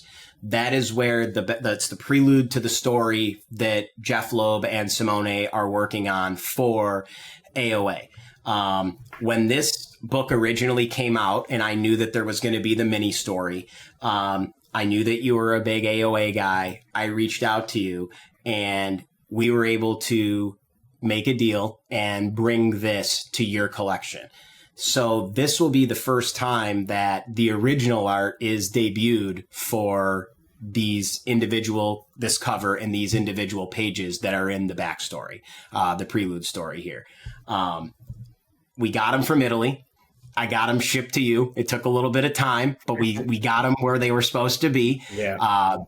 I packed the bejesus out of that package. I was packing that thing. I was like, I'm making sure nothing could get through to these pages. And I was very thankful when they arrived to you. And I want to say thank you before we even get started for agreeing to come on the show and show these sequential pages and covers. So, obviously here, the cover's stunning. I think it's awesome. Yeah. I love the new school take on some of the AOA characters. And for somebody, it made me feel really good. And Simone, that somebody is let's call it well-versed as you are in AOA, that you liked the style of this art and the pages, because it is a little different, and we'll see it as we go forward. But, here's the cover. And then I want you to give me a little bit of a breakdown on why you like the original art here. And here's the original art for the cover here. I will tell you, this is one of those where I love the original much. I mean, the color version is beautiful, but the original, especially when you see it in front of you, it's absolutely gorgeous. It's, I don't buy much new art, and when you showed me these pics, I was like, damn, that's some nice stuff. I love it. I love how I don't know how to speak art. I wish I did, but when I saw this, just the way it almost looks like he did it digitally. It's amazing how he blends the colors, how he makes them look. You look at the shiny, his arm here that's with the claws coming out in the front. Yeah, shading there and all it's just so perfect. I met him a couple of times through you at some of the shows, and super nice, humble guy. I never would have thought I'd buy any of his art because, again, I don't buy new art, even though his stuff is beautiful. Right. Just it's not for me. But when I saw this, I was like, damn, that's a killer Weapon X. His Weapon X look is gorgeous. His Sabretooth, as you go through the book, he draws a mean Sabretooth. Yes. I actually, some of the pieces inside the Sabretooths that are in there are some of my favorite. I mean, it's amazing. He killed it. He definitely did. And once again, we want to thank you and for adding these to your collection. But, as you said, it's a different look. And for me, for the, the sponging technique that he does here on the bottom for Sabretooth hands, and then how to leave the white in the dark of the hair here of Weapon X to give some contrast. I mean, the composition's obviously great. They're jumping out of a building, battling each other. That's awesome. But the execution was, to me, really great. And then, I wanted to move in because this is a big deal, guys. This is the first published Marvel interiors that have been done traditionally by Simone. And here's the first page. I think the first page is so cool to me. The first panel is so cool to me. You have Sabretooth what looks like a hand at a bar, carving the X-Men symbol into the wooden bar. Who else would it be? You know what I mean? It's so cool. I love the perspective in the big second panel here with the shadow that's all done in Copic markers here of Weapon X. And then the third close up of, Sabretooth, where he turns around and realizes who walks in behind him. I just thought the way that this panel was laid out really vertically going down, it gave a unique feel to the page. And, it's so funny because, look, being a 90s guy, I love the big, huge splash, bingo, bango, bongo. That Wolverine from the back, it's ominous, it's intense, it's so cool the way he just drew him from the back. It's amazing with the black. And again, I don't know the whole sponging and all those terms, but I know a good piece of art. I know a good looking page when I see one. I can tell you that. And even with that, just the back of him, it's just amazing. It's gorgeous. I love it. And then, the next one for me is this is it's the creme de la creme. So this is page 2 and 3. You go from the page 1. Let's face it, when it's, Victor and Logan, it doesn't take much. They don't need a lot of words here. They know what they're here to do. And I love this one because I'll give you a little tidbit is that Simone always tries to put something that's very personal to him into his artwork. And Simone Di Meo loves Coca-Cola. Especially Diet Coke. So him putting that bottle there, it doesn't have a label on it, but it looks very similar to a Coca-Cola bottle. I would say that. But that is my favorite soda. I drink Diet Coke with my lunch. I drink Diet Coke in the afternoon, in the evening. Diet Coke is the best. So it's funny you say that. You and Simone are like two peas in a pod. When you're together, get you a case of Diet Coke and let you go. That's just I opened one that's sitting. As a matter of fact, Gigi, give me my Diet Coke that's sitting there. I left it there because I. But pages 2 and 3 here what a battle page. Yes. I mean, just going off, like you said, the intensity and the ominous feel of the first page to then flip and see these two going at it. I love the broken table in the background, you know, the bottle of Jack Daniels, the Coke, the perspective of Sabretooth coming at him. And I love that, you know, Wolverine is kind of full claws out, but he's got the back claws popped. And, you know, it's going to be a great battle. And when I saw this page thumbnail, I was like, I actually messaged him back. I'm like, dude, I can't wait to see this done. Like the composition of it. And again, with the sponging technique in the up top hand by Sabretooth, in his body up close in the foreground there, and then the white in the hair of Weapon X. You know, I think this battle page here for his first published traditional Marvel DPS, it's pretty impressive. I love this page. It's really cool. Simone Di Meo, per 100 anni voglio, mi piace molto questa arte. I speak Italian. There you go. I just love some Diet Coke. Every time I see Simone Bianchi at the show, I talk to him in Italian. He always gives me this weird look. Who's this fat, long-haired bastard talking to me? Can't believe it. Yeah, I speak it fluently. But yeah, it's funny. Yeah. So I gotta get my lessons from you. Maybe me and you, I'll trade you some art for you to teach me. Yeah, this is a great image. It's the intensity, you know, it's funny that you bring up the white in the hair, because normally what do? They'll put some white out to bring out that white, but he's not doing that here. Obviously, I love the DPS. I'm gonna tell you, and I hope Simone doesn't get pissed at me, but I like the DPS more than the cover. Same. Okay, the cover's gorgeous. I'm there. You don't have to tell me. I agree. Yeah. Absolutely. Yeah. The DPS is incredible. Yeah, 1A and 1B. I mean, that the cover's gorgeous, but that DPS and in person, beautiful. And then coming in here, I mean, now the follow-up page. So you get the start of the big battle here, and I love the panel layout here. And I think this is where it may be a little different style, you know, a little bit more newer school than just the traditional panel layouts. Yes. But I think the storytelling here is great. I love the big vertical splash of them battling, but the two close-ups of their face onto the right. And then I love the third, bottom panel in the right with his Sabretooth's hands with the claws and Wolverine, with the claws popped. Those are their weapons. That's what they're going at each other with.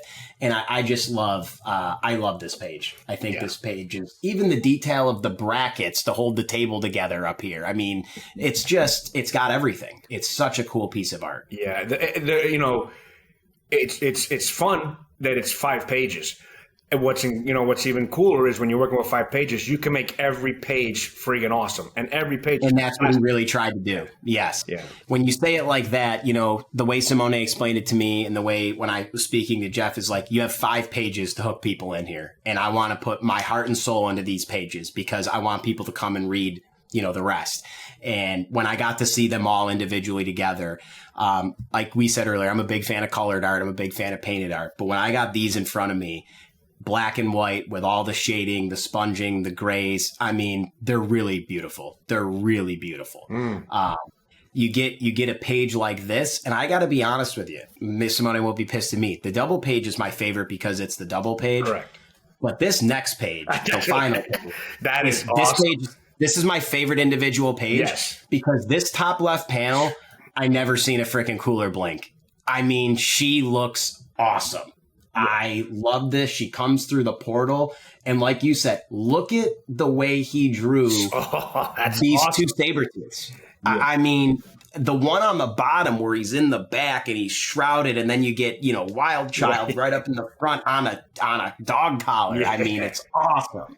That's and what's so great about this, I think you said to me that Simone read the original. The Simone. He did. So, he bought the compendium, like the big thick thing, and went all the way through them all. So that, if you go back to Wild Child, that Wild Child Sabretooth combination, like that's yes, it's his style and his look, but that's right from the books. Like he's tearing that right from the originals. There he is with his chain. There's Wild Child. It's great. I love that little part. I was thinking of just cutting that out and framing that one thing. No, just kidding. No, just chop it right off with like one of those paper cutters. Yeah, Blink is beautiful in it, even in the other frames. like she has, I think what Simone is able to do, which is it shows his range here. And obviously I'm biased. People can say that, it's no problem. I mean, look at how vicious Wild Child looks, but then right above, look at how soft Blink looks. Yep. You know what I mean? I think that is, it gives different ranges to different characters, and she looks like a badass coming through this portal, no problem. But then she talks to Sabretooth and her whole look changes. She's like, holy crap. It's the amount of work, but I also think that, you kind of noticed, I'll say he wanted to make sure this wasn't a redesign to change everybody or to do everything from scratch, because this had such a following and they did so much with this that he wanted to really pay his respects. He didn't want to just do his own thing on these characters. He wanted to read the compendiums and he wanted to understand, how these characters came about. So then to be able to take kind of the classic images from AOA, but then put his own spin on it, I think served him well than trying to do something completely, on his own. Yeah. But that's a great page. Like, again, a 5-page, cover to the 5-page mini story for Simone's first, published Marvel traditional interiors. I don't think they turned out too bad. No, I love them. I think they're beautiful. The moment you showed them to me, I love them. And again, I don't buy much new art, and it right away it took my breath away, which is gorgeous. How the layout of all 5 pages. There's really nothing bad about any of the pages. Not to say should there ever something be bad, but sometimes when you're going through a book, there's some talking heads, there's some other things going on, there's scenery, but those 5 pages, every single one is clicking on all cylinders. I love them. I'm very happy it's sitting here in my book. And matter of fact, I'm doing a crazy ass design on how I'm going to frame them. I'm going to do it completely different how I framed everything else. So when I do, I'll send you a pic and maybe I bring a Toy X. But yeah. Oh man, I would love to, or, bring them to show Simone, or, we'll get it featured on, CAF Plus social media. We love seeing how people choose to frame their art, display it, do whatever it is. But I think you said something really, really powerful earlier about it being 5 pages, is that there are no filler pages in that 5-page mini story. Not at all. Like you said, there's some talking heads. Each one of those pages and even those panels is leading you to want to go and see what's going to happen next. And I haven't gone to a physical comic book store and bought books in a long time. And last week I went back and I bought 4 or 5 copies. I read them all. I mean, it was very cool. Yeah. I normally, I read the books a couple weeks after they come out digitally. If I love the book after that, or I see the art, I'll go and pick it up after. I didn't want to read this one digital. I went right to the shop, picked them up, and I got Adam's cover, Simone's cover, and then Stanley Artgerm did a cover. So I picked up 3 of the same ones. Didn't care. Loved them. Yeah. The cover art was great on each one. But I'm super thankful to be back in the swing of the AOA and to be able to go back and shine some insight on some older Age of Apocalypse original art that's been going for 30 years, and now to bring maybe a little bit of a newer school flavor, and for it to go into your collection that has been progressively picking them up throughout the years. We're both very thankful, and I thank you for coming on and being willing to show the pages. Let me tell you, it was I haven't gone to a comic book store in years, and I did the same thing last week. Wednesday came around, and awesome. I had to go get the goddamn book. I said, I'm going to get this book to see what it looks like. Stop, dogs. Okay? I going and getting the physical book, it's still got its luster for me. I love it. I love going into a comic book shop. I ended up going in for that book. I left with 6 or 7 other books. You know what I mean? I picked up a couple of things, but Rob, I wanted to say again, thank you so much for coming on the show, showing some of your art from the 90s, the 2000s, up until art that just came out literally 2 weeks ago. Thank you for the support. And if anybody's looking to see any amazing AOA art, check out Wolvie Fan on his Instagram. I'll put a link to his CAF gallery in the description. And if you're looking to buy some art, guy also sells some stuff. Take a look at his website. He does a couple drops here and there. Sign up for his newsletter. Every once in a while. Thanks, man. It was awesome. And I really appreciate you guys thinking about me to sell me that art. I love it. It fits in my collection perfectly. I got one. I have art from each decade that they came out. 90s, 2000s, 2010s, and now the newest one. So thank you, brother. Appreciate it. That was cool. Of course, man. Thank you so much, and really appreciate it. We'll talk soon, Rob. All right, buddy. Take care.